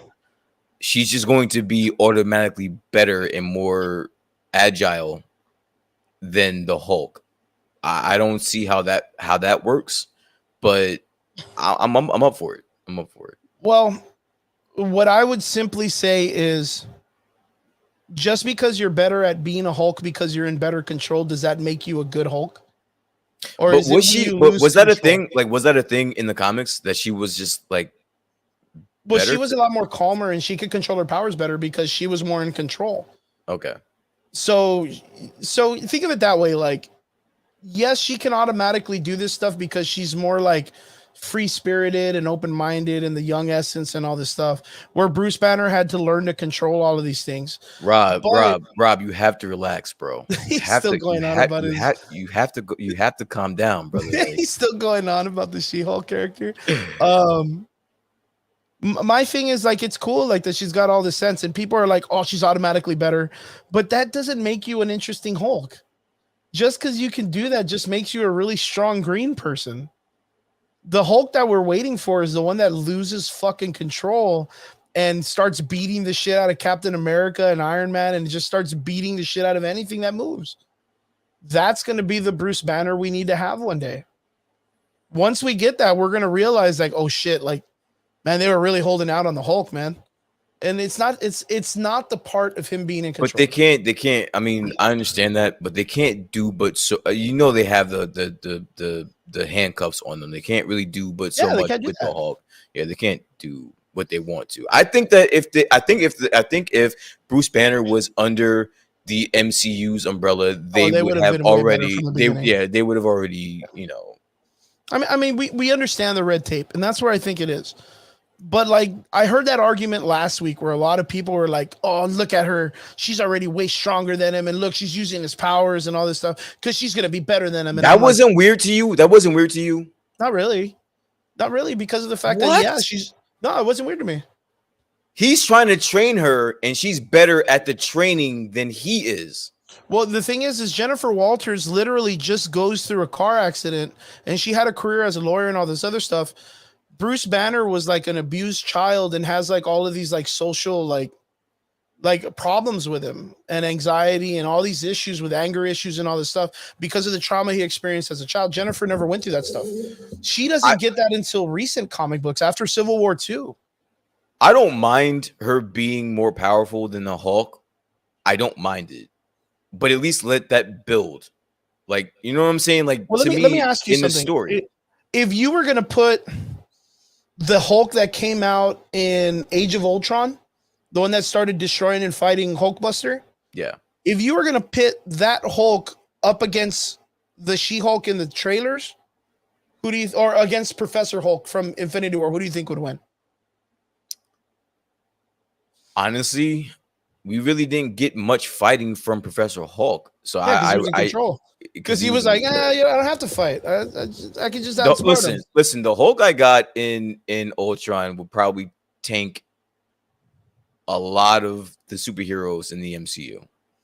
Yep. He was a monster. Literally, he was a monster. So do you think with him or Jennifer Walters in the trailer, being that she's got all of this like control and being roughly probably a little bit stronger than Professor Hulk, you think she would stand with anything of the Age of Ultron Hulk that we got? Well, that's what they're showing you, is that, yeah, she could actually. She could have probably taken on the entire army of Ultrons by herself. That's what they're showing me. Well, I mean, I'm talking about the part where the Scarlet Witch gets into his brain and he's fighting the Hulkbuster and he drops that whole entire tower. Okay. Or even Thor Ragnarok Hulk in the Gladiator Coliseum. You think Jennifer Walters fights him and wins? Like just by the trailer alone. I mean, I don't know what trailer you saw that I didn't see, bro. Like, she is better than him in every sense of she's better than him. Like, that's what they're driving, is that she's better than him in everything that he can do. To me, it's so why would she not be able to beat him? Because she still has control. Like the Hulk isn't strong when he's in control. It's when he's out of control, when he's mad and he's angry. And in the thing, she's just not taking it serious because she's just stating that she can do all the exercises that he gives her. She doesn't suffer from the same trauma he does. So that's where he gets his rage and his power from. So to me, it's one of those things. Like, I think that's going to be the center of the line when it comes to what makes a Hulk stronger. It's going to be who can get madder and lose control. I guess. I think that's just very interesting to me about how she is in control and she is just automatically better than him. I find that very interesting. I would love the fact that she is better than him, but let the training get her there. Yeah. Hopefully it's not like a Star Wars thing. A lot of people are comparing it to like the Rey in Star Wars. It's shown in the trailers that she's just better than him, just automatically, which is interesting. In the comic books, she does experience some type of trauma, which was a very interesting comic line that I really dug, which was it's right on the cusp of Civil War II. They bring in this character named Ulysses, and he's an inhuman that can see some type of future. And Captain Marvel goes for it like Minority Report the movie and instantly starts going after anything he sees. They see that Thanos is going to be coming to take the Cosmic Cube. So Carol Danvers wants to get the jump on him, gets Rhodey killed, and Jennifer Walters as the Hulk gets like the living shit kicked out of her.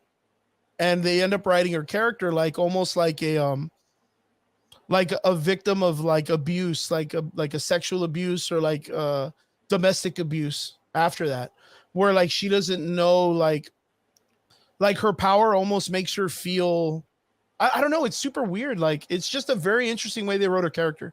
And I hope that one day we get that storyline because there is a really good factor to the idea of like the story of how females have dealt with domestic abuses through the years and them getting a character on how to cope with it and making that trauma, that demon, the Hulk persona. You know what I mean? Yeah. It's an interesting story. I hope that one day we reach that. For right now, I do understand where you're like, dude, like she has to be built.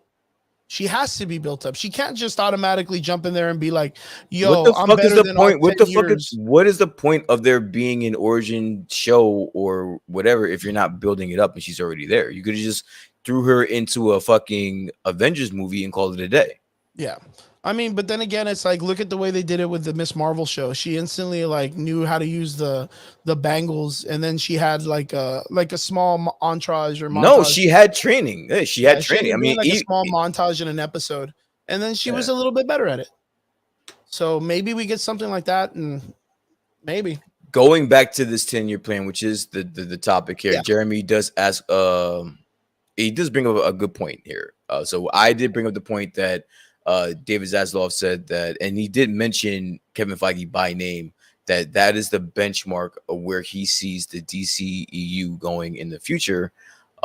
Jeremy says he finds it funny how they compare their 10-year plan to Marvel, and he's like my guy, Marvel was like 10 years into the future. Yes. Like so that's just bringing to a point. Like it's not gonna like it's good to have those aspirations, but it's not going to be that easy. Like it's not like you can just say, hey, I want to do what Kevin Feige is doing, and this is how I'm gonna do it. No, like there's like steps to this shit. Like there's levels to this shit. I think what this guy needs to do is he needs to take notes and say, hey, you know what? Like that 10-year shit that they did was really cool, but we cannot drag this on for 10 years. Why not? Why don't you think they can? It's kind of like the concept that we talked about it last time. Like they're already behind the 8 ball. Like they're already behind the 8 ball. What they need to do is they need to bring that down to like 5 years. No. 6 years. I don't think 10 years is a good idea. They need to rush it. They need to expand it to 20 years because if you try to shorten it to try to catch up to if they try to shorten it to catch up to the MCU, they're gonna fail. Period. But the thing is Marvel could have gone away with a couple more movies in the first 10 years, and they could have chopped it down to like 8. They're too far behind. Yeah, like you can't. I understand that you want to use the MCU as a benchmark, but don't try to compete with them right now, like because you're gonna lose. Yeah, you can't rush the shit. And like I said, span it for 20 years. Like, don't try to rush the shit because you're gonna fail. I'm telling you right now, you're gonna fail. It's one of those things. Like Marvel has an awesome roster of people. They have a lot of characters that they can go with. The DC universe doesn't have that many. The person that you're trying to reach or the person that you're using as the benchmark, he didn't rush. He didn't have a 5-year plan. He didn't have a 2-year plan. He didn't have a benchmark to look after. He had a pioneer. He sat down and said, I have a 10-year plan for this shit. And this is how I'm going to execute it. That's how you got to go about this. I don't think rushing this is going to be the answer. It's actually going to be the key for your demise, actually. I mean, for me, it's one of those things. I think that they can pull it off in like a 6-year to 8-year plan. But the reason why is because the amount of characters that they focus on, and they don't need to make it to where it's like 30 characters or 60 characters. I don't think Kevin Feige pulls off the Infinity Saga in 6 years, in 7 years. There's no way. There's no way he pulls that off in 7 years. Okay, it took 10 years for him to pull that off. It was everything aligned. It was a perfect plan. It was executed perfectly, and it took him 10 years. So however long it takes the DCU to get it done, take your time, bro. There's no rush. You're like I said, you're already behind. There's no rush here. Don't rush. Okay, so let me ask. In the sense of a 10-year plan, what would be?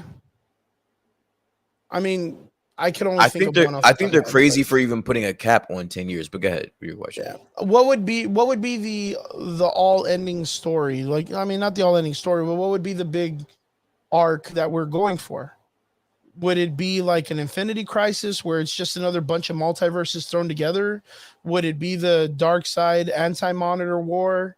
What would you kind of consider to be the all end story? Because that's the difference between the way I've always seen Marvel and DC is Marvel has some really great multiversal stories, but Marvel's already getting to that point. DC's kind of been behind in the game, where DC kind of doesn't have really big actions like the way the Infinity Gauntlet story is, other than Infinity Crisis. And anybody can correct me in the comment sections, but like I really think it's just Crisis Flashpoint, Infinity but that's Flashpoint, just dealing with just Flash. Flashpoint was no, it wasn't.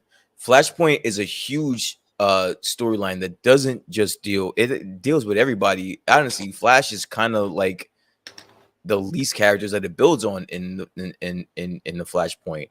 That's the reason why I was so happy for this Flash movie, because I was hoping that we were going to get some type of Flashpoint material here, but once it came out that we weren't getting that, I kind of fell off it. But for me personally, I think you build up these characters, and then before you get to the crisis, you go to Flashpoint, and if you do Flashpoint correctly, you will have everybody on board. I think Flashpoint is a great 10-year plan. Like I really feel like, because now you're involving the multiverse, the DCU multiverse, and you're involving a lot of characters, dude.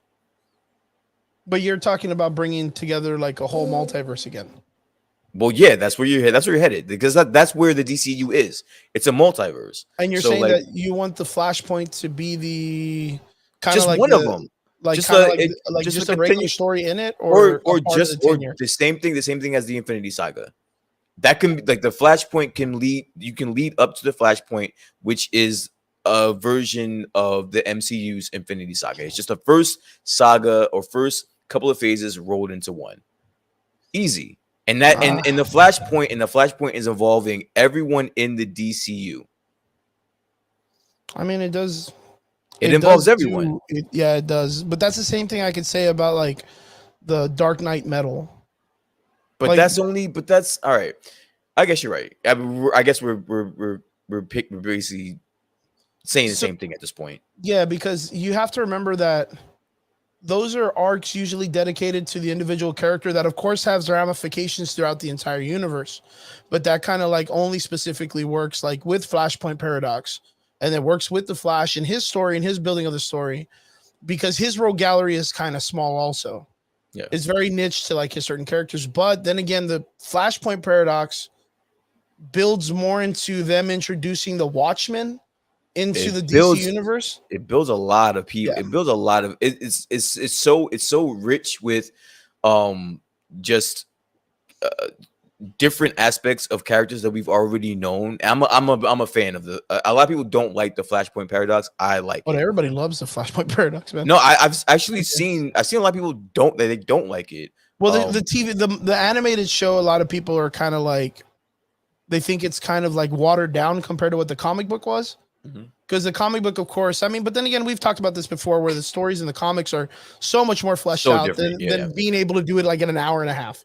You know what I mean? So like them introducing the whole different types of multiverses and all this stuff. But then again, it's like the multiverse in DC universe is super different than the way Marvel does. Marvel kind of tells you like, oh, it's like a branch of trees. There's like a fucking million of them. Yeah. But DC's pretty much like, no. There's only 52. Yeah. Like there will always only be 52 universes. There's a dark dimension with a dark universe and a dark 52, but always 52. Yeah. And then every one of those numeric places has like a specific, genre of a story or whatnot. One's like vampires, one's all women, one is Superman is I don't know, like a pirate, or everybody's different. Bruce Wayne is the Green Lantern, and one of them. Like they have all these different, but they're pretty specific on having these all themed out, right? The only one that changed was from Flashpoint Paradox, because when that world becomes destroyed and then he runs back in time, Dr. Manhattan comes and decides to fuck with everything. Yeah. So like that's what's really cool is they use it in such an interesting way to bring in the Watchmen characters. But there's a part of me that's like I really hope they don't do that with the DC universe, like the movies. But I kind of there's just something about it that with the Watchmen film, live action Flash Paradox really fucking well. Listen, dude, live action Flashpoint Paradox, they will be able to print money, Chris. Oh, they would be able to print that's it. Not a problem. That's not a problem with them saying, "Hey, Flashpoint Paradox movie, who wants it? I'll be first in line.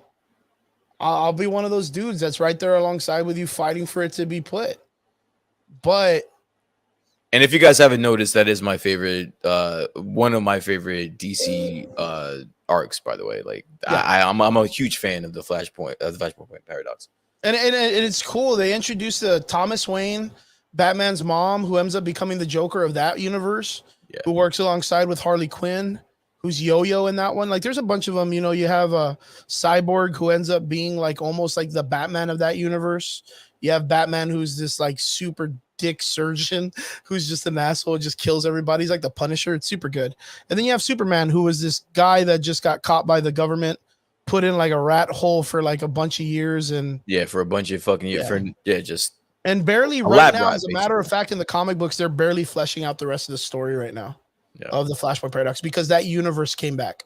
Yeah. So the Flashpoint universe came back. But like I said, it was really used at first for them to initiate a way for them to introduce, because DC wanted to implement that the Watchmen had always been there, because Alan Moore's writing for the Watchmen was by far probably one of the best comic books that was literally Shakespearean. The film live action was great, even though he didn't want to be a part of it. The way they initiated the ending of it, even though it was changed, it wasn't done in bad taste. And then not only that, if you go back to the Snyderverse, all of the characters that are there, like when they introduced the Justice League, all of the parents and everybody were all a member of the Watchmen movie. Bruce Wayne's parents was the comedian. The Flash's dad was Dr. Manhattan. All of them were a part of it in some way.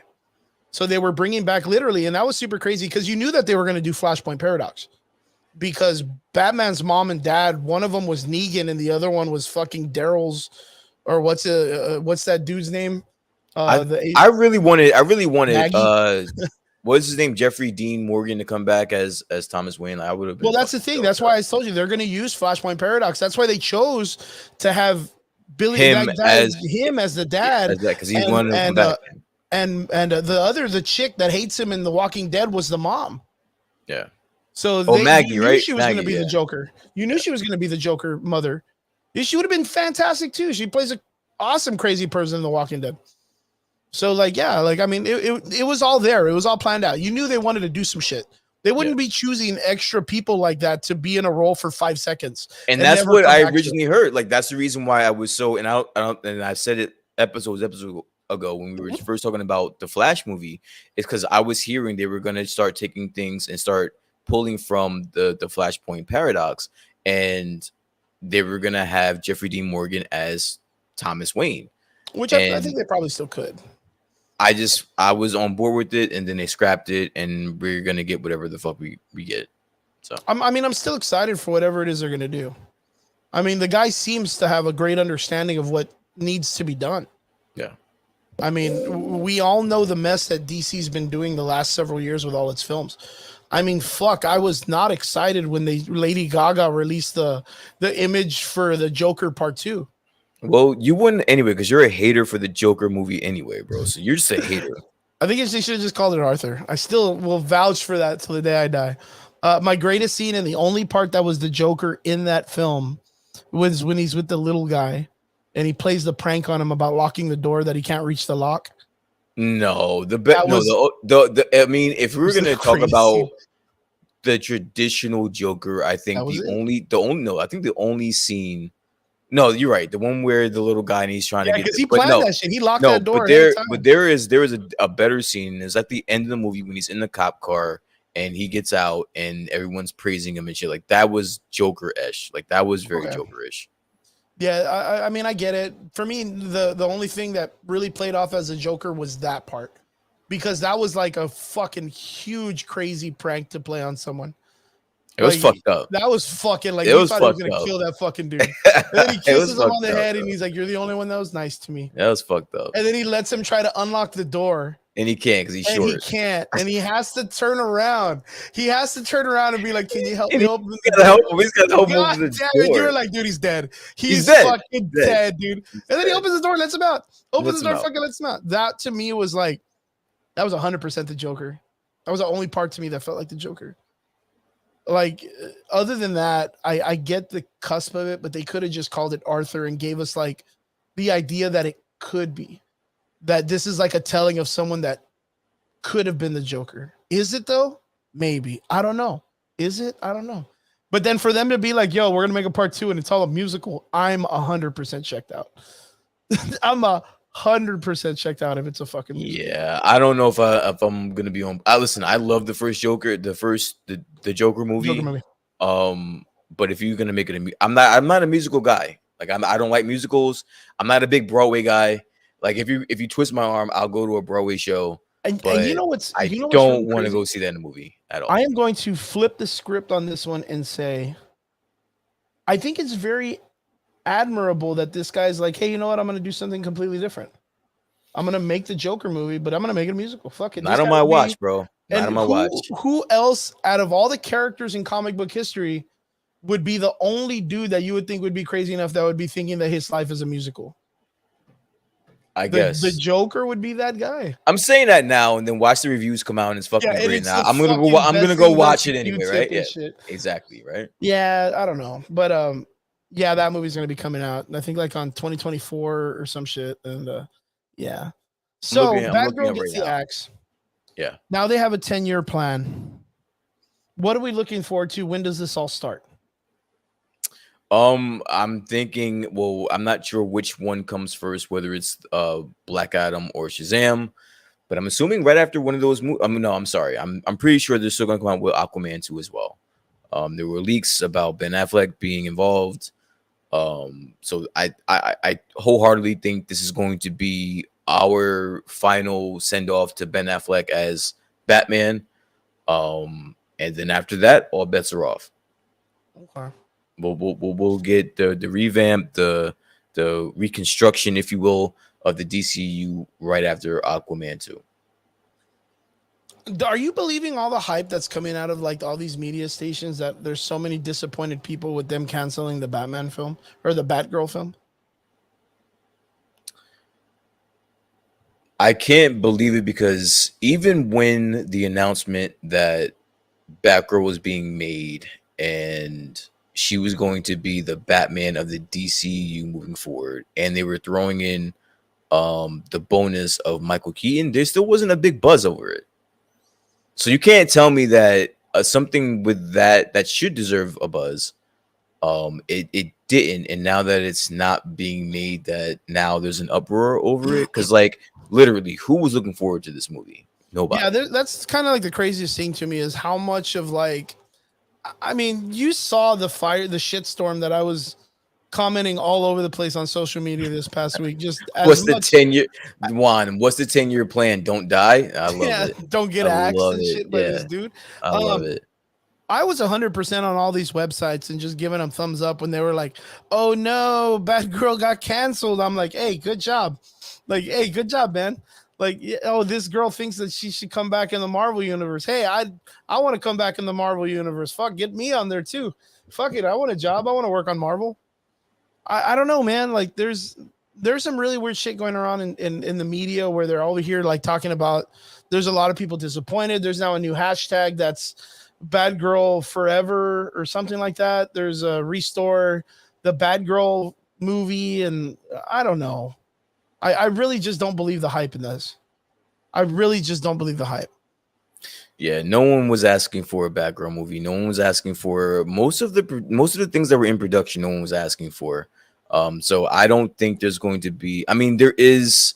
I have seen some rumblings, some people that are upset, but it's mostly over the fact that there are, for the actors and the people that are working on the production, that they just that they found out when we found out that they were without a job. So I've seen the outcry for that, not so much for the movies themselves, because again, no one was asking for a Batgirl movie at all. Vince is asking a question: are we getting a reboot and recast of Wonder Woman and Aquaman in the 10-year plan? I say yes. Oh yeah, most definitely. Which I kind of sucks. I think Gal Gadot is an amazing. But if you're Gal Gadot, would you want to stick around again? Would you want to stick around for that 10-year plan? Like with this mess, I don't feel like anybody would want to stay around this. No, what happened this past week? Not at all. I want to show this real quick. We got a response. The directors of the show Batgirl did get a response from their co-boss Kevin Feige, because they are also the directors of the highly acclaimed show Miss Marvel, and they got this given to them from Kevin Feige, which says, My friend, I had to reach out and let you know we are thinking about you both. Because of the fun, wonderful news about the wedding, congrats. And the disappointing news about Batgirl. Very proud of you guys for all the amazing work you do, and particularly Miss Marvel, of course.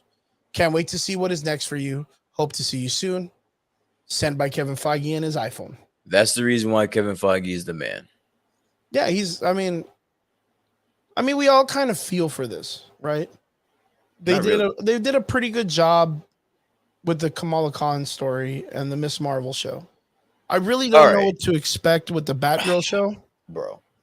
All right, so I always like to there needs to be some type of ownership. When you get in bed with Warner Brothers, you have to understand that it's volatile over there. It's always been volatile. So if something volatile happens, are you fully not to blame? Like, are you yourself? Are you fully not to blame, knowing that it's a mess over there? Yeah, like you know what you're getting yourself into, or at least you should.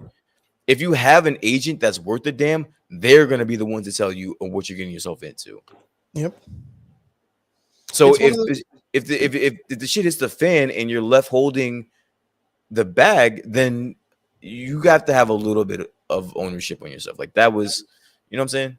Yeah. And I think I had said it earlier, and it's one of those things like nowadays we're getting a lot of these directors, and this even goes with like the idea of like the CGI stuff that's been going on too, where a lot of these people are starting to cut corners on their art and still try to make high dollar. Yeah. They want to do less work and make high dollar. And when you get artists that are giving you stick figures but still want you to pay millions, sometimes you just got to tell them, hey, dude, your shit sucks. Get the fuck out of here. You know, and from what it sounds like is Batgirl was a shit show. Yeah. And this guy walked in and was like, hey, dude, your art sucks. Get the fuck out of here. How do you do that? How do you make a $90 million shit show? Like, how's that even possible? I don't know, man.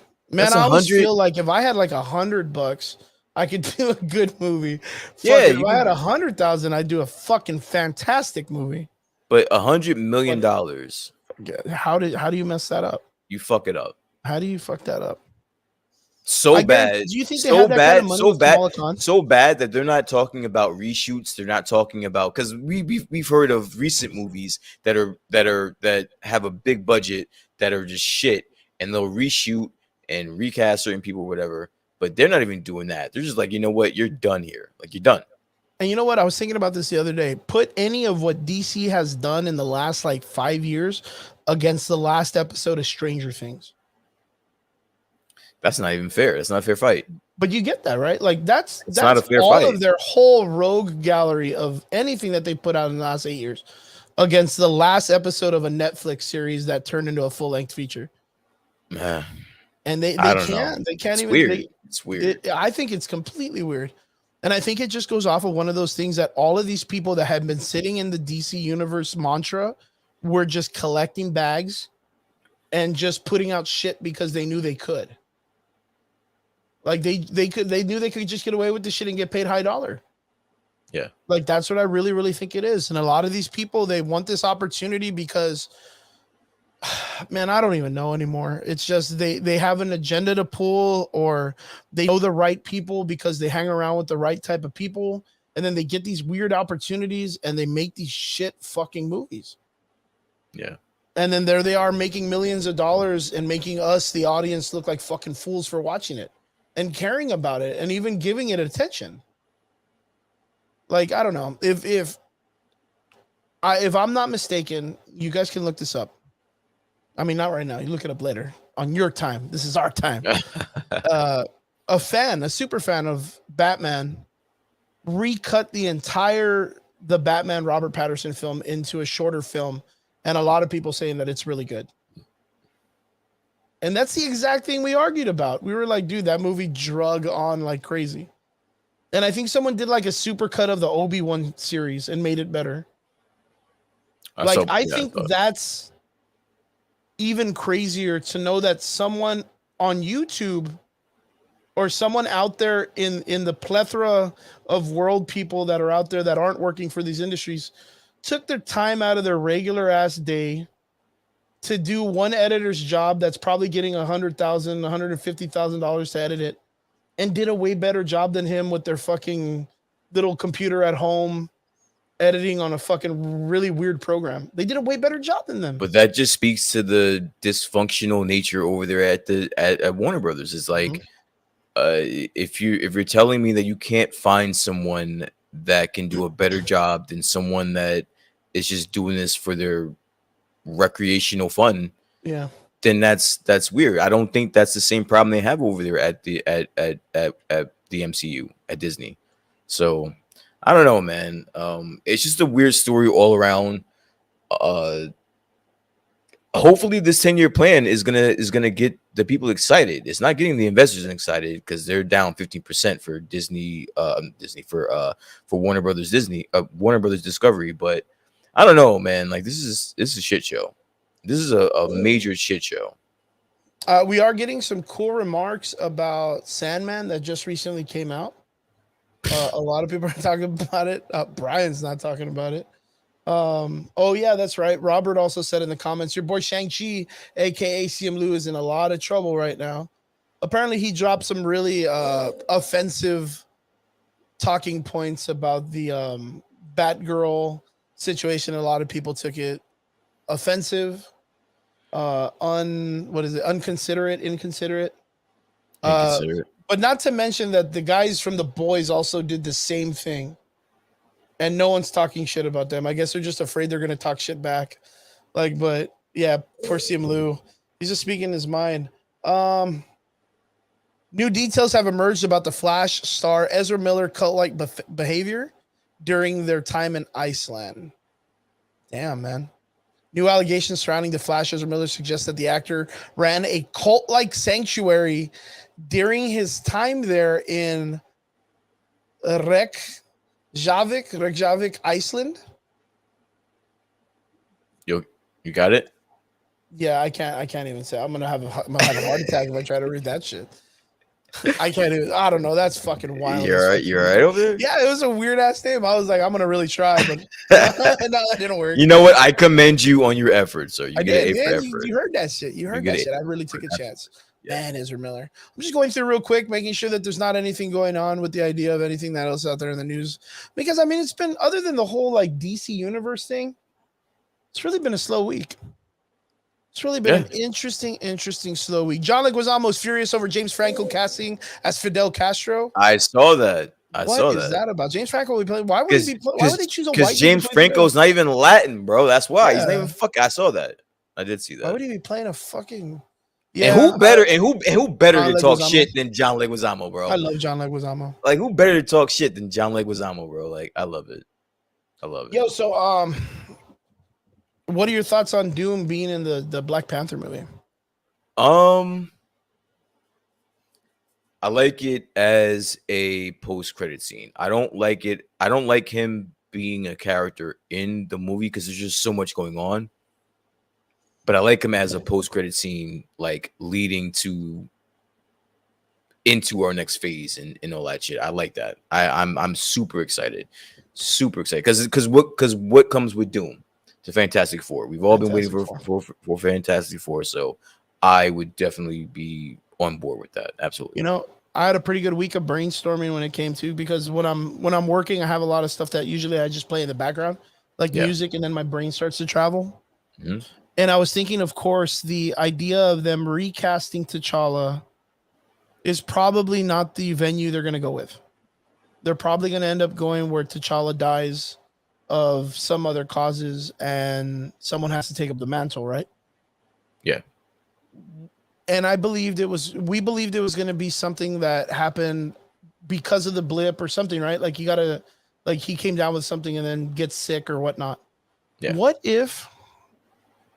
What if he ends up being a victim of the tidal wave that comes in? That's one of the initial, like, he's kind of like in a healing from the war of Infinity War. But what tidal wave has an effect on him that doesn't have an effect on everybody else in Wakanda?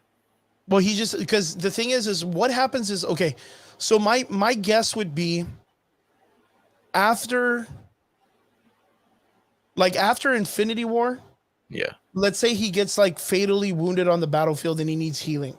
So Okay. he retreats, like they take him back to Wakanda to go, because that's where they took that dude in the first Black Panther movie. Remember the shield guy? Because they have a bunch of medical technology and they have, it's far beyond what anybody else has.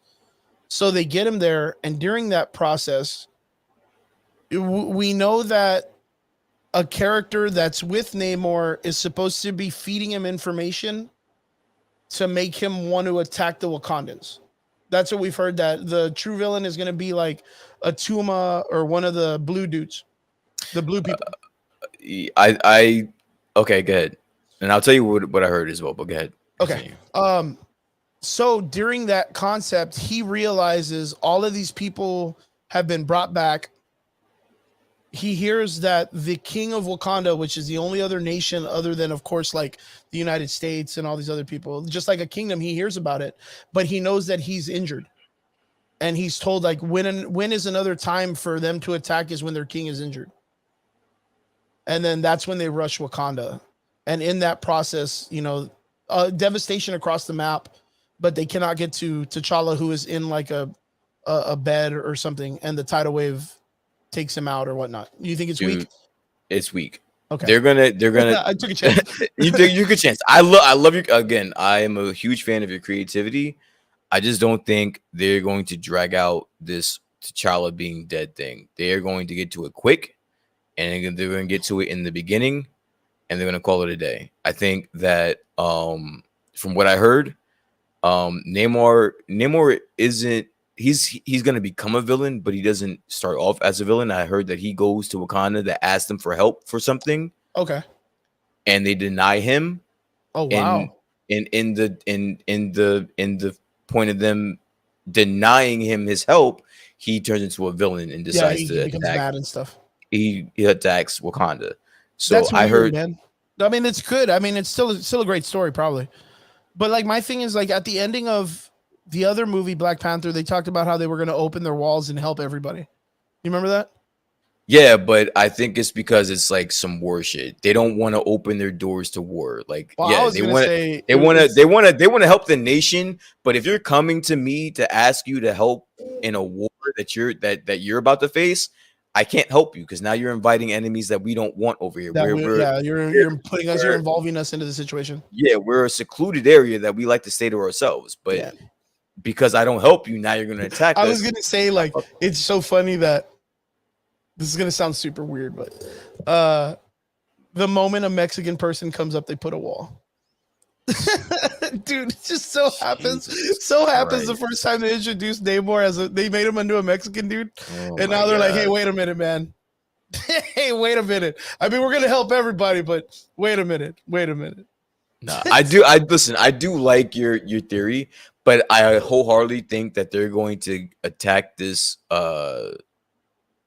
T'Challa dead thing quick and fast, and they're going to do it in the beginning. Yeah, it's not going to be I mean, I understand what you mean, because they're not going to hark on it. They're not going to drag it out. It's not going to be a plot of this movie. It's going to be like exposition where like it happens like quick flashbacks. It'll be in the first.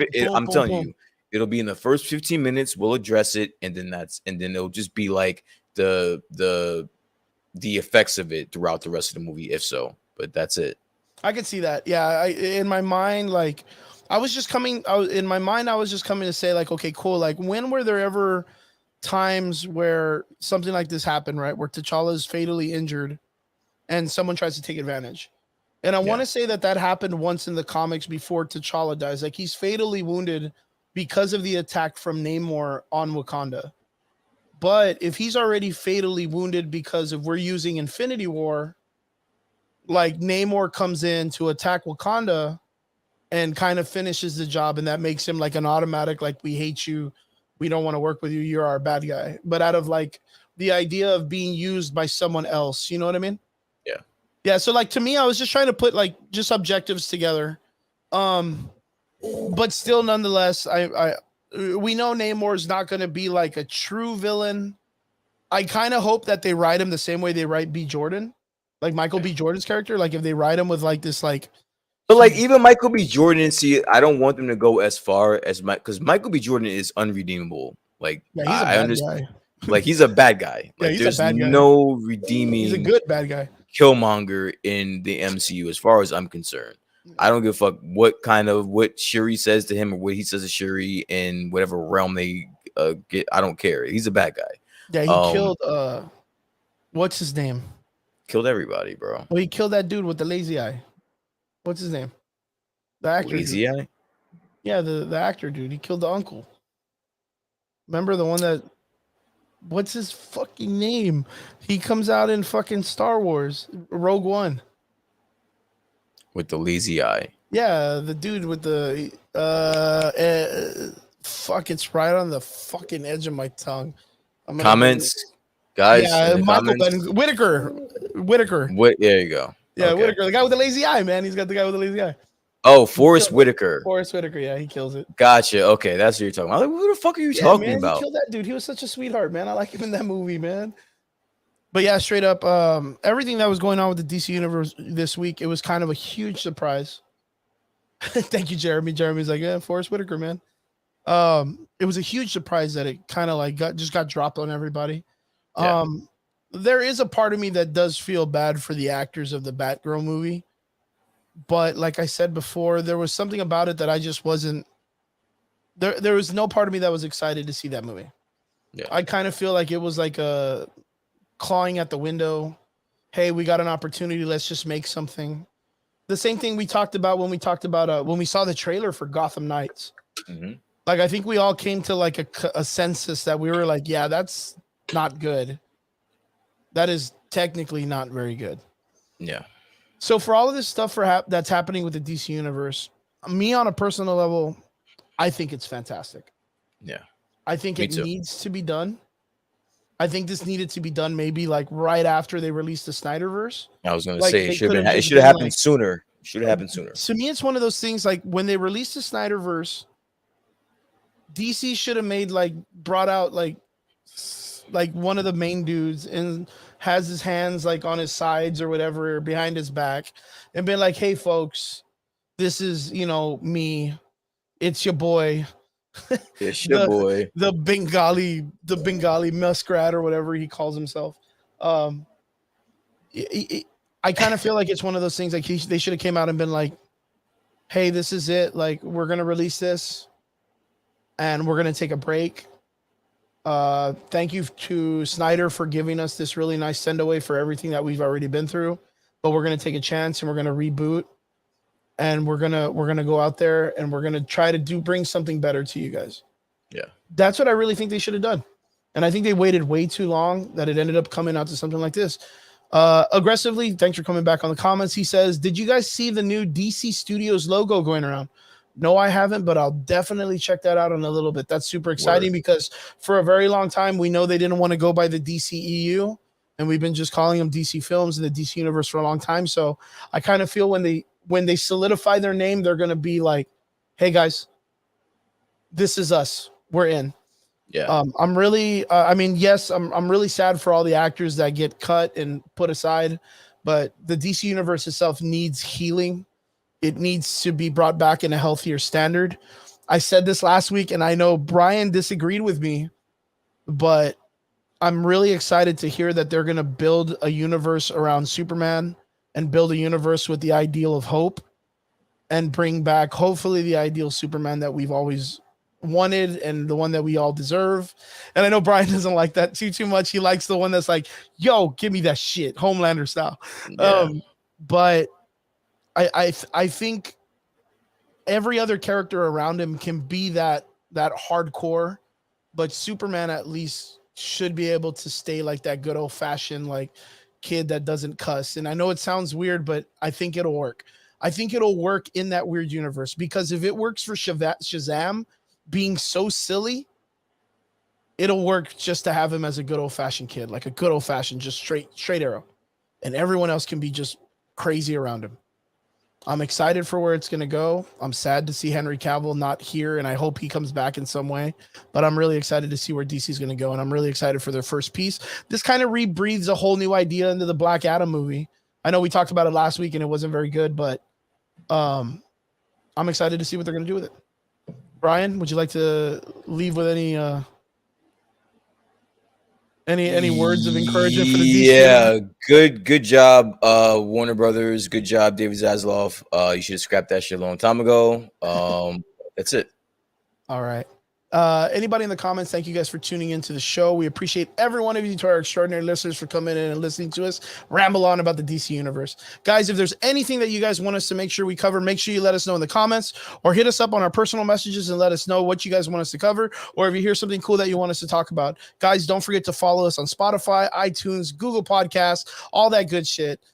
Anywhere you want to follow us. Don't forget to follow us on Facebook, on Instagram. That's my boy Brian running the Instagram, so go check it out. Hell yeah, it's a really good time. We appreciate it. Come say what's up, yo. Yeah, come say what's up to me like once in a while, man. Interact. You guys do need to jump on the Instagram. You guys do need to Hell jump yeah, man. Guys, we appreciate every one of you. Thank you for tuning in, and we'll see you guys again next week here on Friday night, 9 p.m. here with the Average Boys Podcast. Every Friday night live, we talk about nerd stuff. Join us. We'll see you guys. Peace. Peace.